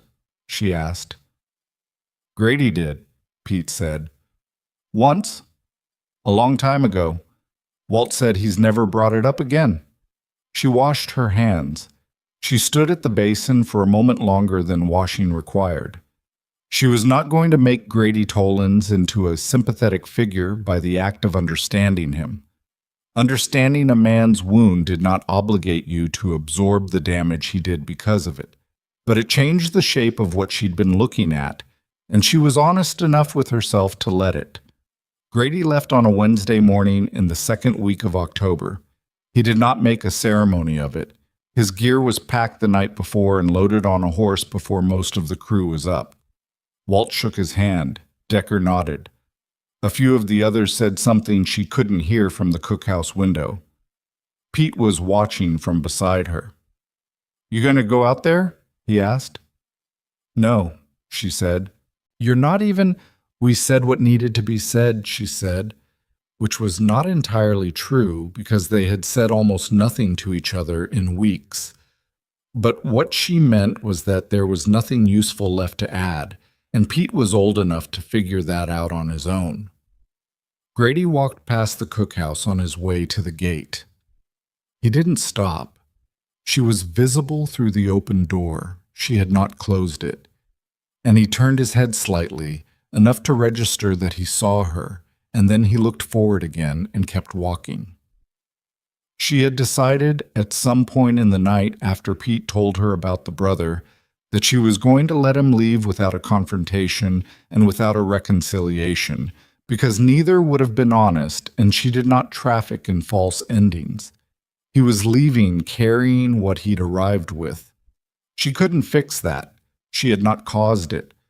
The most honest thing she could do was stand in her doorway and let him go. What she had not anticipated was that he would stop. He was perhaps 20 feet past the cookhouse when he stopped. She saw it in her peripheral vision, the pause in the movement, the shift of the horse's weight as he checked its walk. He stood there for a moment with his back to her. She waited. He turned around. He didn't come closer. He stood at that distance, holding his horse's lead, and looked at her across the yards between them. His face was doing something she hadn't seen it do before. Not the controlled contempt she'd gotten used to, not the performing anger of the yard, but something stripped of performance. A man's face when it's tired of the mask. "I shouldn't have thrown the ladle," he said. She looked at him steadily. "And I shouldn't have said what I said." His jaw worked for a moment. "That first day, in front of everyone." The yard was not empty. Walt was near the barn. 3 other men were visible at various distances. This was not a private moment, and he was choosing it anyway, which told her something about what it had cost him to get to this particular Tuesday morning. "No," she said. "You shouldn't have." He nodded once, the way men nodded when they were accepting something that didn't feel good to accept. He turned back toward the gate. She almost let him go at that. Almost. "Grady." He stopped. She had thought about whether to say this or something like it through most of the previous night. She still wasn't certain it was the right thing, but she said it anyway because it was true and because she had spent too many years watching people carry things silently that didn't have to be permanent. "Whatever happened 3 years ago," she said, "staying angry at yourself about it is your business. But taking it out on people who walked through the gate after the fact," she paused. "That's a choice. You made it, and now you know you made it. The knowing is the beginning of the other direction." Silence. A long one. He didn't turn around again. He just stood there for a moment with his back to her, and then he walked forward, and the gate swung behind him, and he was gone. Walt appeared at the corner of the barn. He looked at the gate, then at her. She went back inside and checked on the bread. The days after Grady's departure had a quality of held breath, the ranch reorganizing around the absence of someone who had occupied significant space even when that space had been largely hostile. Callum redistributed the foreman's duties among 3 senior hands while he figured out a longer-term arrangement, which created a low-level friction among the men who each felt they were being evaluated and weren't sure by what standard. It was Walt who steadied things, as Walt tended to do, not through any particular action, but through the quality of his presence, the way he moved through disagreements with a kind of seismic calm that reminded the other men that things had been unsettled before and had settled again. Marin did her part by doing what she always did. She fed them well, and she kept the cookhouse as the one constant in a week of shifting arrangements. There was something almost tactical in it, though she didn't think of it that way. It was just what she knew how to do, and it turned out that a place where the food was reliable and the person making it was steady had an outsized effect on the mood of men who were navigating uncertainty everywhere else. Tommy Eld came to the back door on Thursday of that week, as he had every few days since Callum had given permission. He was getting less thin, she thought, or she hoped. It was hard to tell with children. They hid things well. He had started staying longer, watching her work with the same concentrated attention she'd noticed the first day. She had given him small tasks, nothing complex, nothing where a mistake would cost the kitchen anything significant. Stir this, hold that. Tell me when you think this smell's done.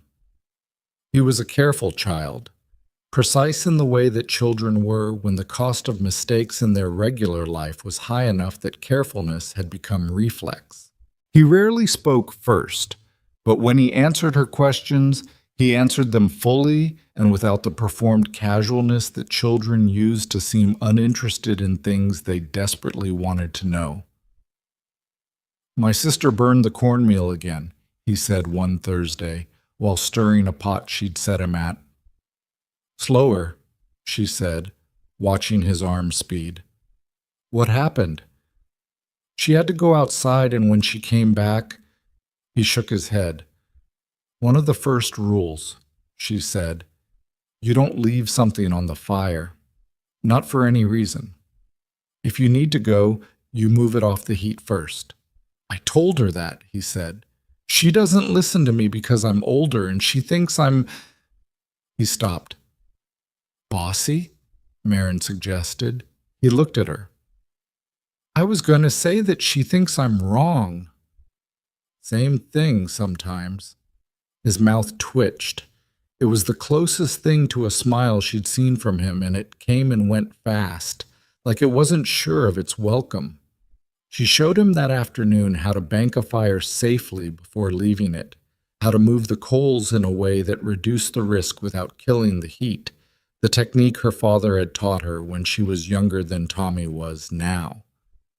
He watched with the full-body attention he brought to everything she showed him, and she thought, not for the first time, that this child was going to be fine if he could get a little further down the road with enough to eat and someone who showed him things without making him feel small for not already knowing them. The blizzard warning came on a Friday. Not a formal warning. There was no mechanism for that in 1884, no organized system of advance notice. It came in the form of Bill Marsh, who ran the trading post at Millard Creek and who had spent 40 years reading the sky and the land and the animal behavior of that particular stretch of Wyoming territory. He sent his son out on horseback to the surrounding ranches with a message that was characteristically brief. "Bad weather coming, maybe 3 days, maybe more. Be ready." Callum came to the cookhouse immediately after the Marsh boy rode through. "How are we?" he asked. He meant the supplies. He didn't need to specify. "We're good," she said. He looked at her steadily, assessing whether she was giving him the answer he wanted to hear or the true answer. "I've been putting up since August," she said. "Root cellar has enough for 14 weeks if we're careful. We won't need to be that careful for a 3-day storm, but the cellar's ready regardless." He was quiet for a moment. 14 weeks, he said. "I didn't know when we'd need it," she said. "So I prepared for longer than I thought we would." He sat down, on the stool near the work table, which he had not done before. He'd always come to the doorway and left from the doorway. The sitting down had a quality of a man processing something that required a moment. "I've been running this ranch for 12 years, he said. "I have never—" He stopped. "Nobody has ever planned 14 weeks out for this kitchen. Ever. The way station had to plan longer than that sometimes," she said. "When the winter roads closed, we could be cut off for 6 weeks. You either had what you needed before the first snow, or you found out the hard way that you didn't." He looked at her. There was something in his face that she hadn't seen from him before in quite the same configuration.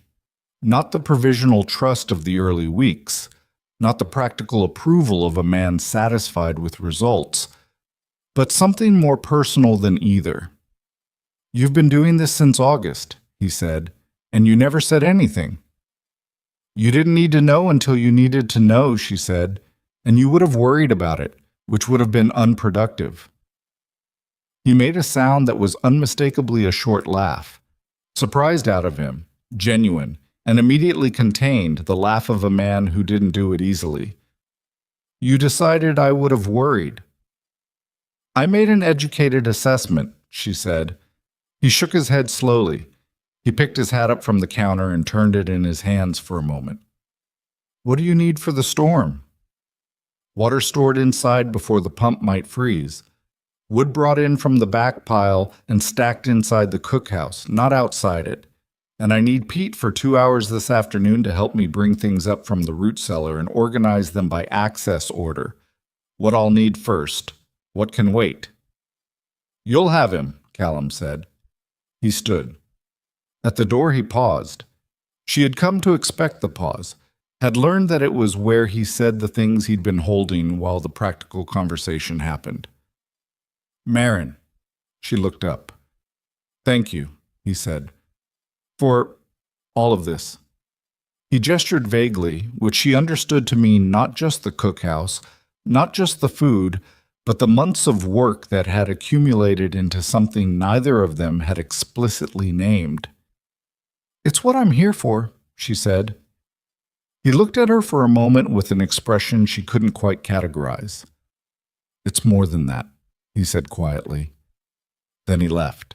She stood in the cookhouse for a moment after he was gone and looked at the walls, the shelves, the fire, the work table she'd scrubbed 100 times, and she felt, unexpectedly and without full preparation for it, the particular weight of having somewhere that was becoming, cautiously, hers. Not owned, not permanent in any guaranteed sense, but hers in the way that places became yours through the accumulation of work and care done within them. The blizzard hit on Saturday night. It did not arrive the way storms arrived in stories. There was no single dramatic moment of onset, no sudden white wall descending from the sky.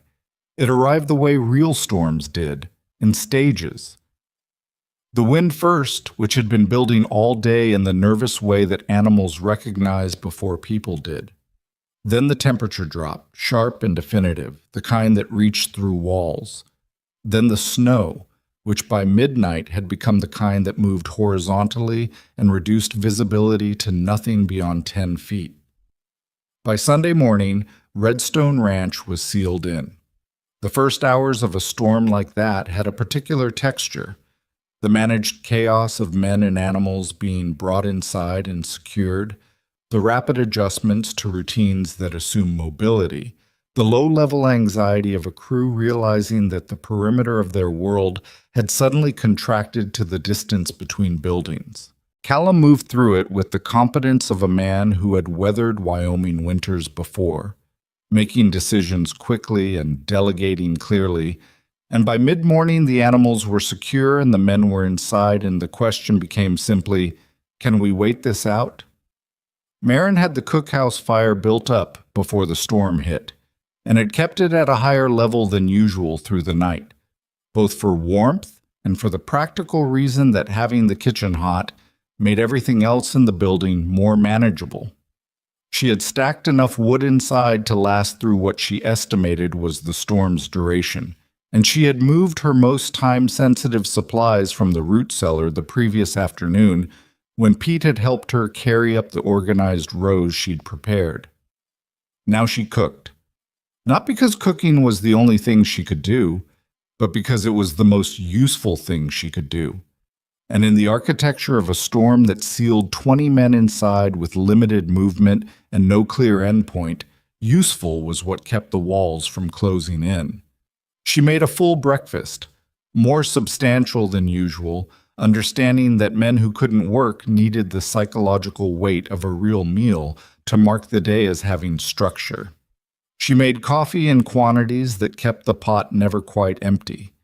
She started a soup in the largest pot she had, adding to it across the day in the way of long-cooked soups that deepened over hours, because the smell of it moving through the building was its own kind of warmth. She sent Pete over to the bunkhouse with the midday meal because the men couldn't come to her in the middle of the worst of it, and Pete fought his way through the wind between buildings with the food wrapped in cloth against his chest, looking when he came back like a man who had encountered the storm's seriousness at close range and had complicated feelings about it. "How bad is it?" she asked. "Bad," he said, pulling snow off his coat. "Can't see the barn from the bunkhouse door." She nodded. She had expected that. "The men are okay," he said. "Tired of sitting. Decker started a card game. Walt's reading. 2 of the younger ones are arguing about something, but it seems mostly theoretical." She handed him a cup of coffee. Eat something. I just... Eat something, Pete. You went out in that. He sat down and ate, and she watched him with the specific attention of someone assessing for cold-related trouble, and he was fine, just shaken, and the food steadied him the way food did. The second day of the storm was the hardest, not because anything went wrong, nothing went wrong, which was precisely what she had planned for, but because the absence of crisis in a situation where everyone expected crisis created its own strange tension. Men who had spent the first day managing their anxiety through activity had run out of activities by the second afternoon, and the bunkhouse, Pete reported, was beginning to develop the specific atmosphere of 20 people in a confined space who were running out of patience with each other. She made something she hadn't made since the way station. It required some of her carefully preserved apple supply and the lard she'd stored, and the last of the good spices from the tin she kept in the back of the shelf.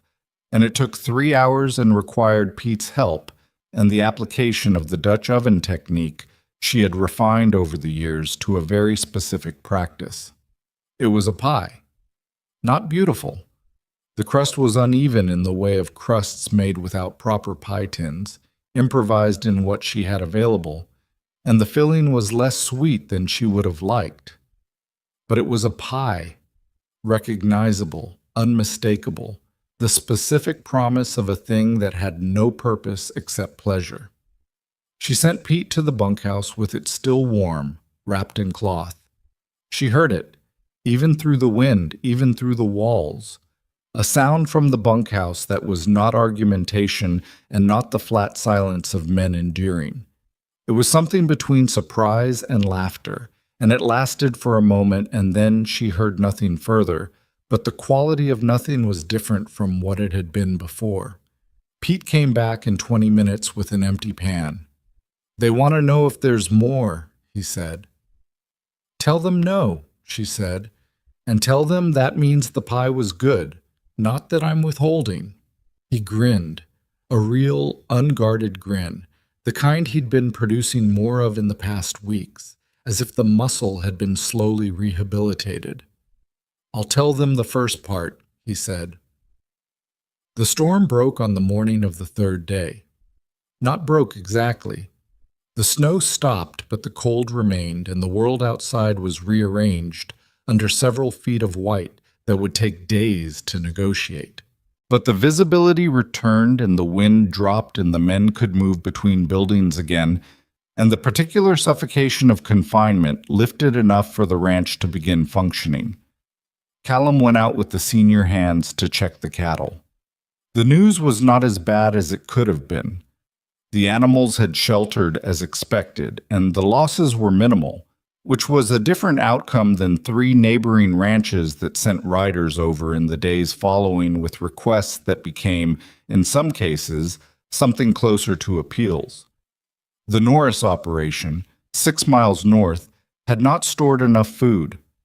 Their cook had left in September and hadn't been replaced, and the combination of that and an inadequate root cellar and the storm's duration had put them in a position that was, while not dangerous for the men themselves, demoralizing in the specific way that being unprepared was demoralizing. Callum came to the cookhouse the afternoon the Norris rider arrived. "They need food," he said. She was already at the root cellar in her mind, calculating. How many men? 15, and Norris himself, his wife. She did the math. "I can send beans, dried apples, enough lard to cook with for 2 weeks.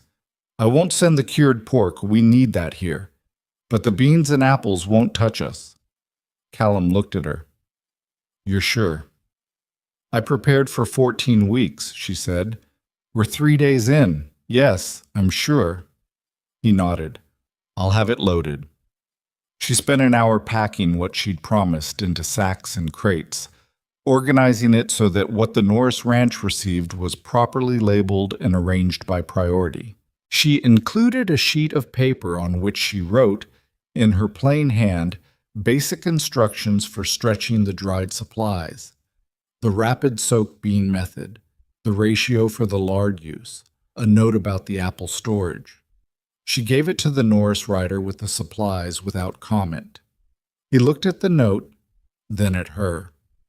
He was an older man, weathered in the full frontier sense of the word, and he had the expression of someone who had come expecting to negotiate for inadequate help and had received something different.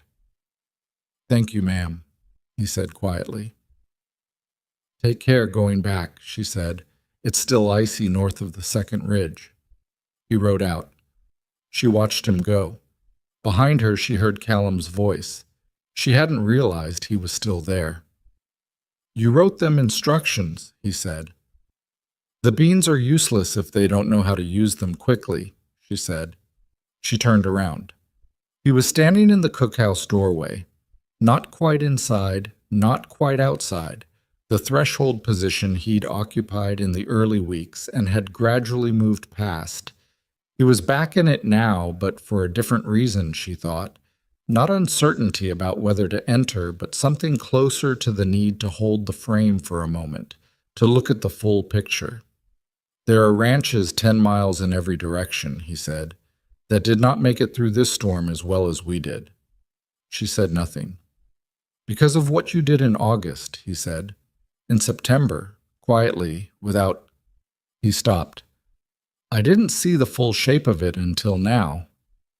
She looked at him steadily. "I wasn't hiding it." "I know," he said. "I just wasn't looking for it." He was quiet for a moment. "I've been trying to figure out the right way to say that you are not—" He stopped again, and she understood that Callum Mercer, who was precise about most things, was not precise about this particular category of thing and was aware of it. "You don't have to say it," she said. "I want to," he said. She waited. "You are not just the cook here," he said. "You haven't been for a long time, probably, but the blizzard made it visible, in a way I should have said before." She held his gaze. There was something between them in that moment that had been building in the incremental way of things that didn't announce themselves. A quiet accumulation, meal by meal and morning by morning, of something that was more than professional regard and less defined than she had language for yet. "I'm glad to be here," she said. It was a simple statement, the simplest one available, and it was true. He nodded once.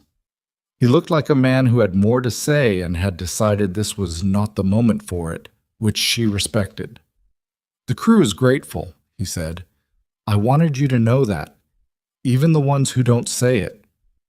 "I know," she said. "I can tell by how they eat." He almost smiled. There it was, the same almost smile she'd been cataloging since the first week. Then he went to check on the cattle, and she went back to the fire. And outside, the Wyoming winter lay over Redstone Ranch in its full, indifferent enormity. But inside, the cookhouse was warm, the stores were full, and 20 men would eat well again tonight. She had planned for that. Every single day since August, she had planned for exactly that. And for the first time in a long time, she let herself feel the full weight of what it meant to have somewhere to plan for. The weeks after the blizzard had a particular quality that Marin had experienced once before. At the way station, the winter her father got sick, and she had run the place alone for 6 weeks while he recovered in the back room. It was the quality of aftermath. The storm was gone, but its shape remained in everything. In the rearranged landscape, in the way the men moved through their days with a slightly different awareness of what the land could do to them, in the small recalibrations of a place that had been tested and had held. Redstone Ranch had held. That fact settled into the crew gradually, the way significant facts did, not announced but absorbed, becoming part of how they understood where they lived and what it meant to live there. She noticed the change in the dining room first, as she noticed most things. The men sat differently. It was subtle, not a dramatic transformation, Nothing she could have pointed to and said there, "That's the moment." But the low-grade antagonism that had been the background noise of meals since her arrival had quieted into something closer to ease. Men who had eaten in the defensive, eyes-down posture of people braced for disappointment now sat with their shoulders lower, their conversation more open, the pauses between sentences less loaded with the tension of men who didn't fully trust their circumstances. Walt noticed that she noticed. He came to the cookhouse one morning in November when Pete was out helping with fence repair and said, without preamble, "You see it." She was rendering lard, watching the heat carefully.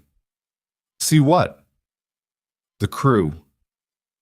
He sat down on the stool. "They're different." "People are different after a storm," she said. "They're reminded of things." Reminded of what? She thought about it honestly, the way she tried to think about everything. That they need each other, she said. They spend so much of the regular time pretending they don't. Walt was quiet for a moment, turning his hat in his hands. Grady used to say that a ranch crew wasn't a family, that treating it like one made men soft. Grady was wrong about some things, she said. Not unkindly, just plainly. Walt made a sound of agreement that came from somewhere deep and settled. He was, he said. He wasn't wrong about everything. He was a good foreman with cattle, good with the work. I know, she said, but Walt stopped and started again. When his brother died, something in him decided that caring about things was the cause of suffering. So he stopped caring about things. He paused. Or he tried to. She didn't say anything to that. She just let it sit in the room between them, which was the appropriate response. That boy of yours is getting good, Walt said, changing the subject in the way old men did when they'd said the true thing and didn't want to circle it. Pete's not mine, she said. Near enough, Walt said, and picked up his hat and left. She stood at the fire after he was gone and thought about that. Near enough. She thought about what it meant that a 17-year-old kid who tied his boots better now and could make passable cornbread and had started asking questions that went beyond the practical. Why does salt do that? Why does timing matter? Why do you taste it at every stage? Had become, without formal arrangement, something close to her responsibility. She had not had anyone be her responsibility since her father. The way station had had travelers, yes, people she fed and sent on their way, but that was different. That was transaction, even when it was generous. Pete was something else. Pete was ongoing. She wasn't entirely sure what to do with that, so she did what she always did with things she wasn't sure about. She kept moving and let time clarify. December brought cold that was different from November's cold. Not the aggressive, dramatic cold of the blizzard, but the grinding, settled cold of a winter that had made itself at home and wasn't leaving. The kind of cold that got into the buildings and stayed there despite the fires, that found the gaps in walls and floors and made itself known at 3 a.m. when the fire had banked low. She started making soup every day. Not the same soup. She had enough variety in the stored supplies to rotate, and she was deliberate about it, understanding that a crew eating the same thing every day would lose the psychological benefit of the food no matter how good it was. Variety was its own form of nourishment. It signaled that someone was thinking about them, that the meals were curated rather than defaulted into. Decker told her once, in his characteristically direct way, that the soup on Thursdays was his favorite. She asked him what was different about Thursday soup. He thought about it and said he didn't know. It just tasted better. She knew what was different. On Thursdays, she used the bone broth she'd been building since Wednesday night, letting it reduce slowly until the flavor concentrated into something deeper than what shorter cooking achieved. But she didn't explain it to him. Some things were better received as experience than as information. Tommy Eld still came to the back door, though less frequently now that the roads were harder. When he came, he stayed longer, and his contribution to the cookhouse work had expanded beyond stirring things. He could now, without instruction, correctly assess when something needed more heat and when it needed less, which was a skill that took most adults considerable time to develop, and which he had absorbed through the particular osmosis of a child who paid attention because he understood that the knowing was directly connected to whether people in his house ate adequately. On the Tuesday before Christmas, which was not a formal holiday at Redstone, but which the calendar made present whether or not anyone acknowledged it, she sent Tommy home with a crock of preserved apple compote and a full pound of dried beans and a small piece of the cured pork. She wrapped it in cloth and tied it with the same twine she used for everything and handed it to him at the back door without ceremony. He held it with both arms, the way the package required, and looked at her. "You don't have to," he started. "I know," she said. "Take care on the road. The ice is worse near the creek." He stood in the doorway for a moment longer than the transaction required. He was looking at her with the particular expression she had come to recognize in him, the expression of a child processing something that mattered in real time, not yet sure how to hold it.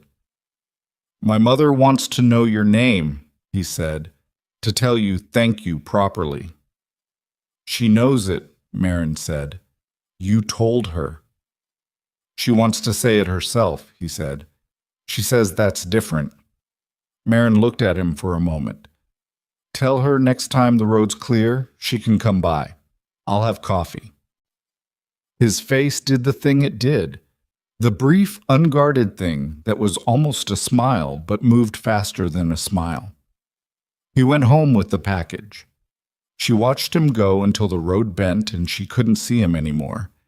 And then she went back inside and put her hands in the warmth of the fire and thought about his mother, who she had never met, wanting to say her name herself because that was different. She understood that completely. The conversation with Callum happened on a Thursday evening in the third week of December. Not that she had anticipated it as a conversation. Exactly.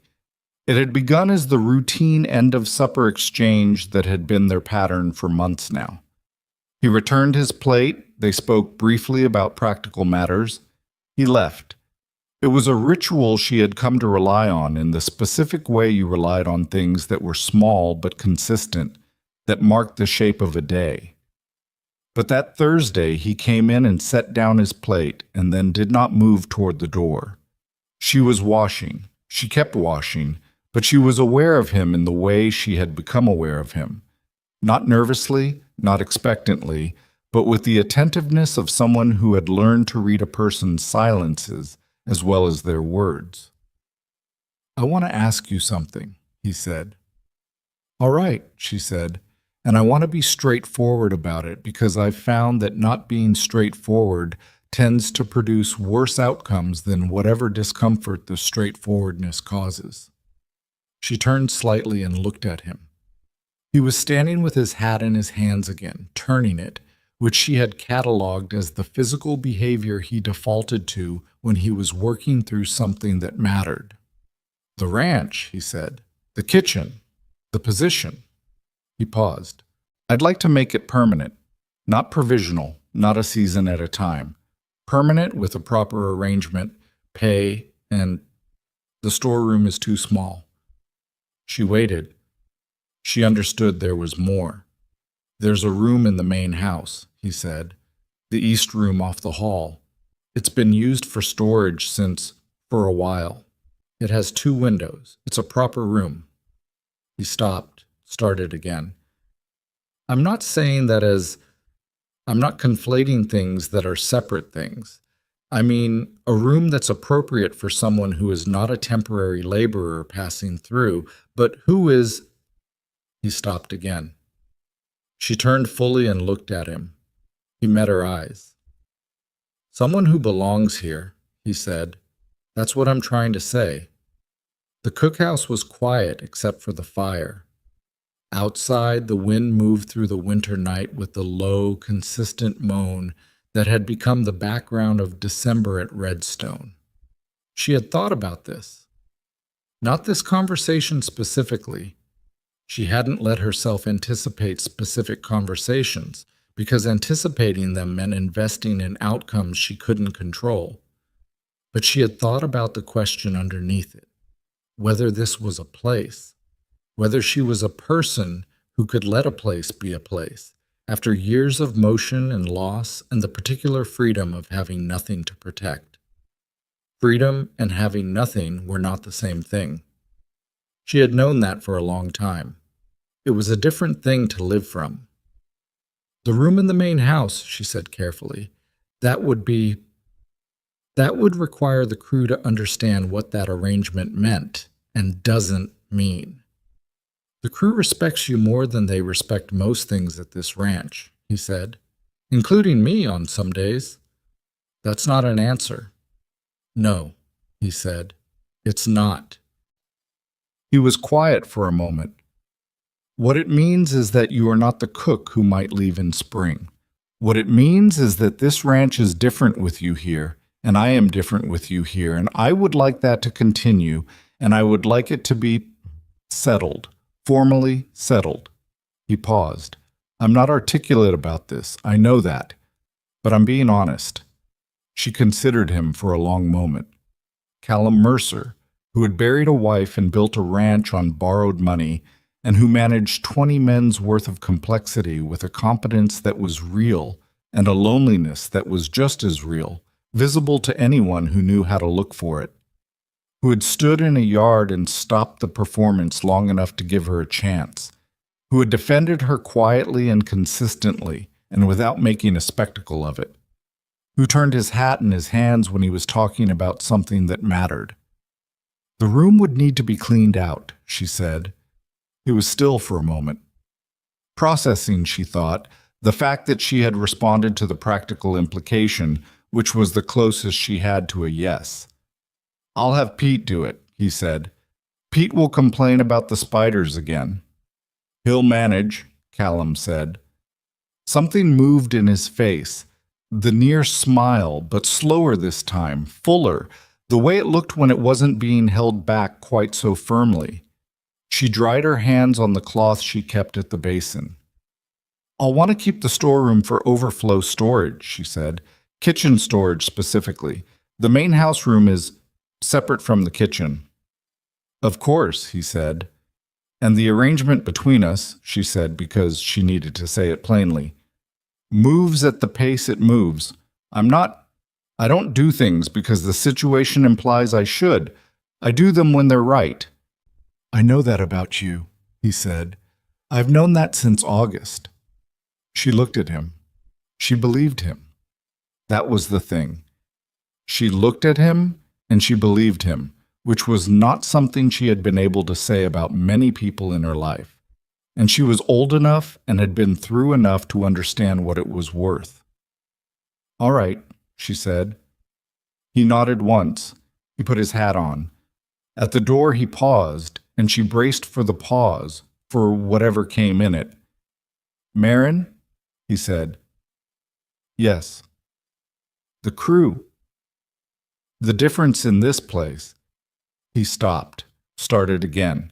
You answered cruelty with better work. You answered a bad situation with preparation. You answered. He shook his head slightly. I watched you do it for months, and I don't think I've said directly that I saw it, that I understand what it cost. She was quiet for a moment. It didn't cost as much as you might think, she said. It was just what I knew how to do. That's what I mean, he said quietly, and left. She stood in the cookhouse for a long moment after he was gone, looking at the fire, listening to the wind, feeling the particular weight of a life that had, without announcement, without the dramatic arrival she might once have imagined for such a thing, found its shape. Spring came the way springs came in Wyoming, reluctantly, in fits, with cold snaps that reasserted winter's claim twice in March and once in early April before the land finally accepted the change. The creek ran high and fast with snowmelt. The cattle moved differently, recognizing the new season before the humans did. The mud was extraordinary. She moved into the east room of the main house in late March. Pete had cleaned it out with only moderate complaint about the spiders, and Callum had replaced the window glass on the south side that had developed a crack over winter. The room had a view of the kitchen garden that she had planned to start in April, a practical garden, herbs and root vegetables, nothing decorative. And in the mornings, the light came in at an angle that was different from the storeroom's light, fuller, and she was aware of it as an improvement without being able to entirely relax into it, because improvements that came after a long time without them required adjustment. She was not entirely comfortable in the main house yet. She suspected she would not be for a while, and she accepted that without making a problem of it. These things took the time they took. What she was comfortable in was the cookhouse, which had not changed except to become more fully itself. Her reorganizations and routines so established now that the room seemed to have been arranged this way always, that any visitor walking in would have had difficulty imagining it any other way. This was, she knew, one of the quiet successes of the work, when the thing you built stopped looking built and started looking inevitable. Pete turned 18 in April. She made him a cake. This required some improvisation. Eggs from the trading post woman, who had continued sending them periodically with the supply wagon and the last of the winter's spice tin, and a controlled negotiation with the Dutch oven that did not go perfectly. The top was slightly uneven, and the second layer listed to the left. She put it in front of him at breakfast, just him and her in the cookhouse before the crew came in, and he looked at it with an expression she would keep. "It's a cake," he said. "It's your birthday," she said. He looked at it for another moment. He was trying not to show that it affected him, which was the age he was. 18, old enough to feel things deeply, and young enough to consider depth embarrassing. "My mother used to—" He stopped. "I know," she said. She didn't know exactly, but she knew the shape of what he meant. He ate 2 pieces, which was more than the cake probably deserved given the listing, and he didn't mention the imperfection, and neither did she. What she said to him after, while they were cleaning up before the crew arrived, was something she had been thinking about for weeks without knowing she was going to say it. "You're good in this kitchen," she said. "You have a real sense for it. Not just following instruction, actual intuition." He stopped wiping down the counter. He was listening in the way he listened when something mattered, with his whole body, not just his face. "I don't know what your plans are," she said. "I don't know if this is where you want to stay, or if there's somewhere else. You're 18, and that's the age for figuring that out, not for having already figured it out." "I don't have anywhere specific to go," he said. "That's not what I asked." He was quiet for a moment. "I like it here," he said. "I didn't expect to. When I signed on in April last year, I was just trying to—" He shook his head. "But I like it here." "That's enough for now," she said. "Liking it here is enough." He nodded slowly. "Is that— did you—" He was struggling with the question's formation. "Is that what happened with you? You just liked it here?" She considered the honest answer. It was more complicated than yes and less complicated than a full explanation. "I liked that it needed what I had," she said. That's where it started. The liking came later. He thought about that with the serious, complete attention he brought to things he was trying to actually understand rather than just hear. Then he nodded, once, and went back to wiping down the counter. The kitchen garden she planted in April became, by June, a source of things she hadn't had access to since the way station. Fresh herbs that were entirely different from dried ones. Not better, necessarily, but different, with a brightness that changed what you could do. Early lettuces that she put on the table simply, with vinegar and a little of the rendered lard she kept for dressings, and which the crew received with the specific surprise pleasure of men encountering something they hadn't known they were missing. Tommield's mother came in May. Her name was Ruth, and she was younger than Marin had pictured. Somewhere in her mid-30s, though worn in the way that particular life wore people.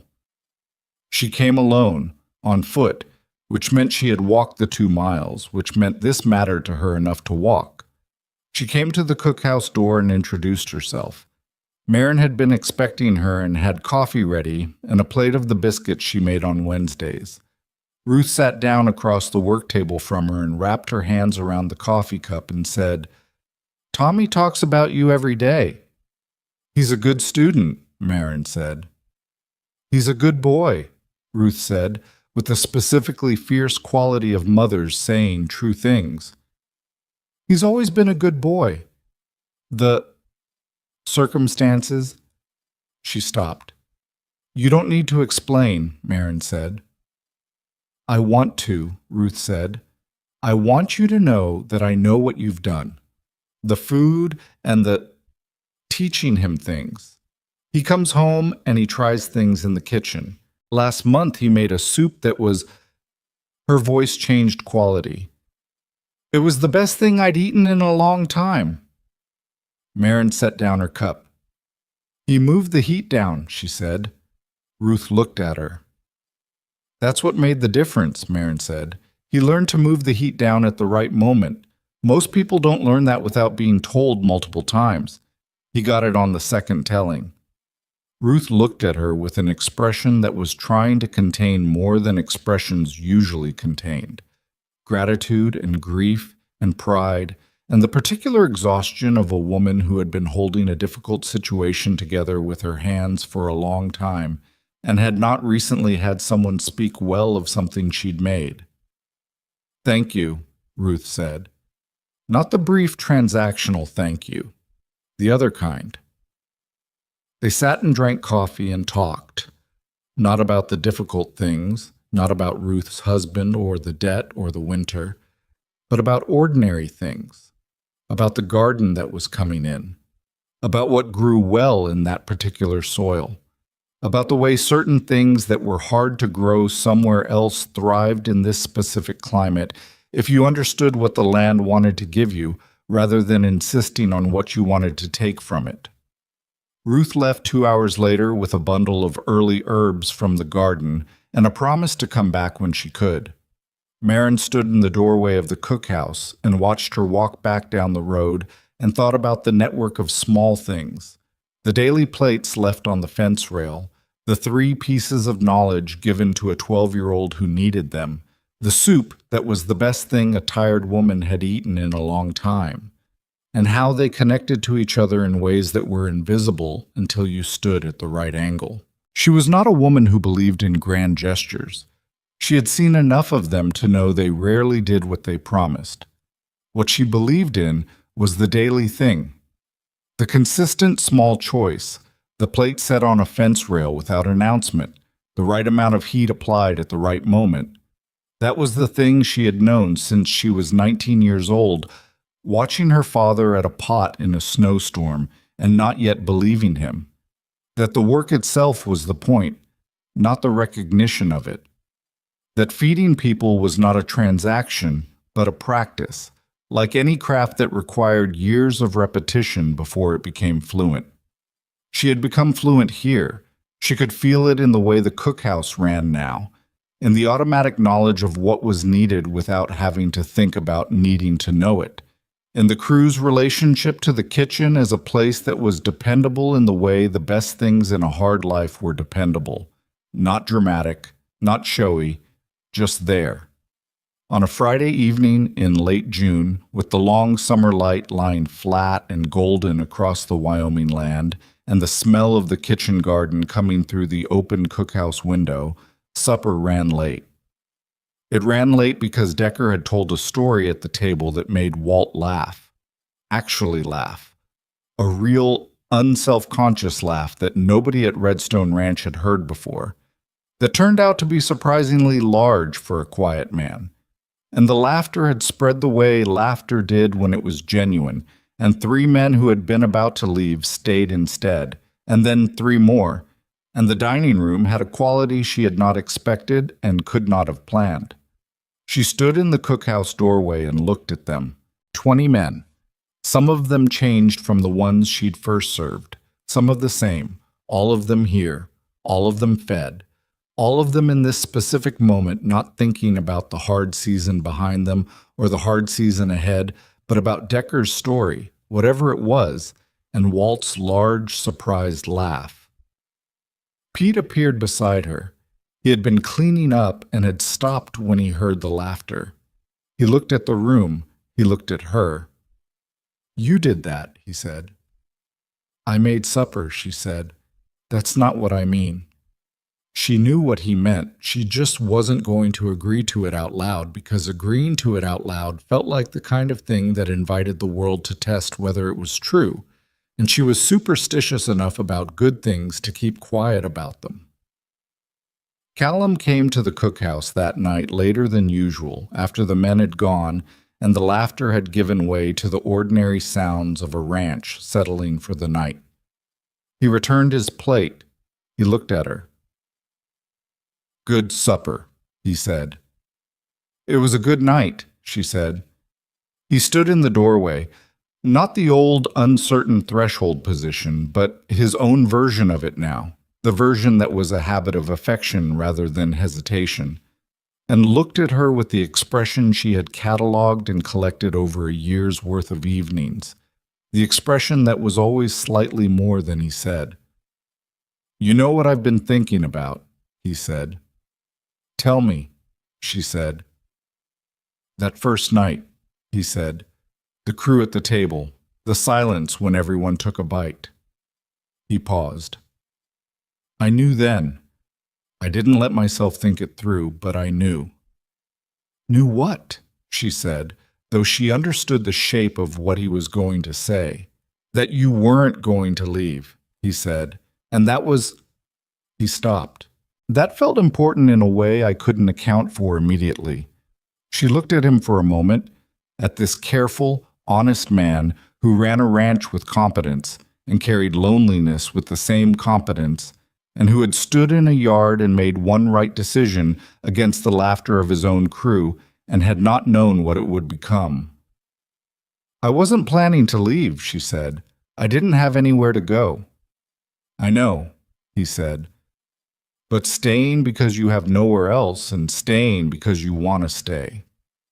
Those become different things eventually." She was quiet for a moment. The fire was low behind her. The kitchen garden moved in the evening air outside the window.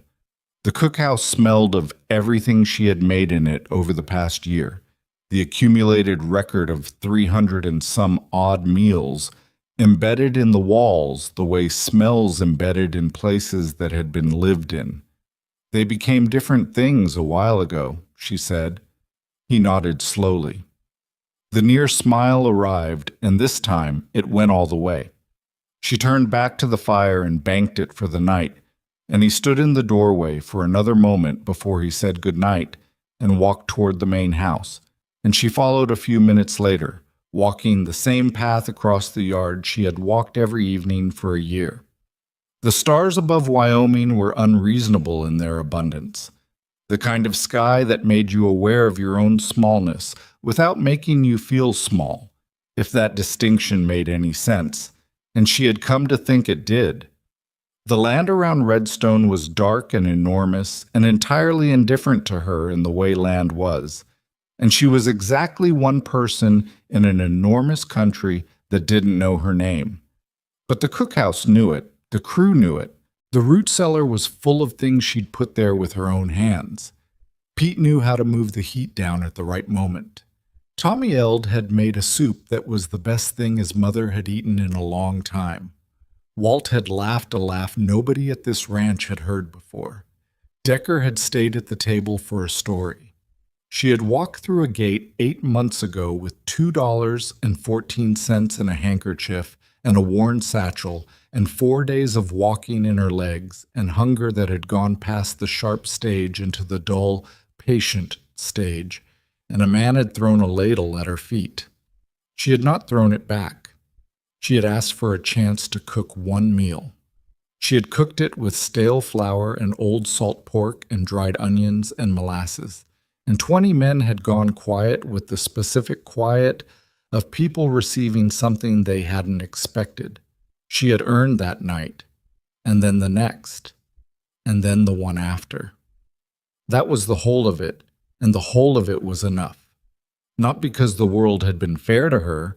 It hadn't, in the accounting of things, been particularly fair, but because the work itself had been real, and the people it had reached had been real, and the mornings of the storeroom and then the east room with the better light were real, and the kitchen garden was real, and the year's worth of honest labor was a thing that existed now in the world and could not be untaken.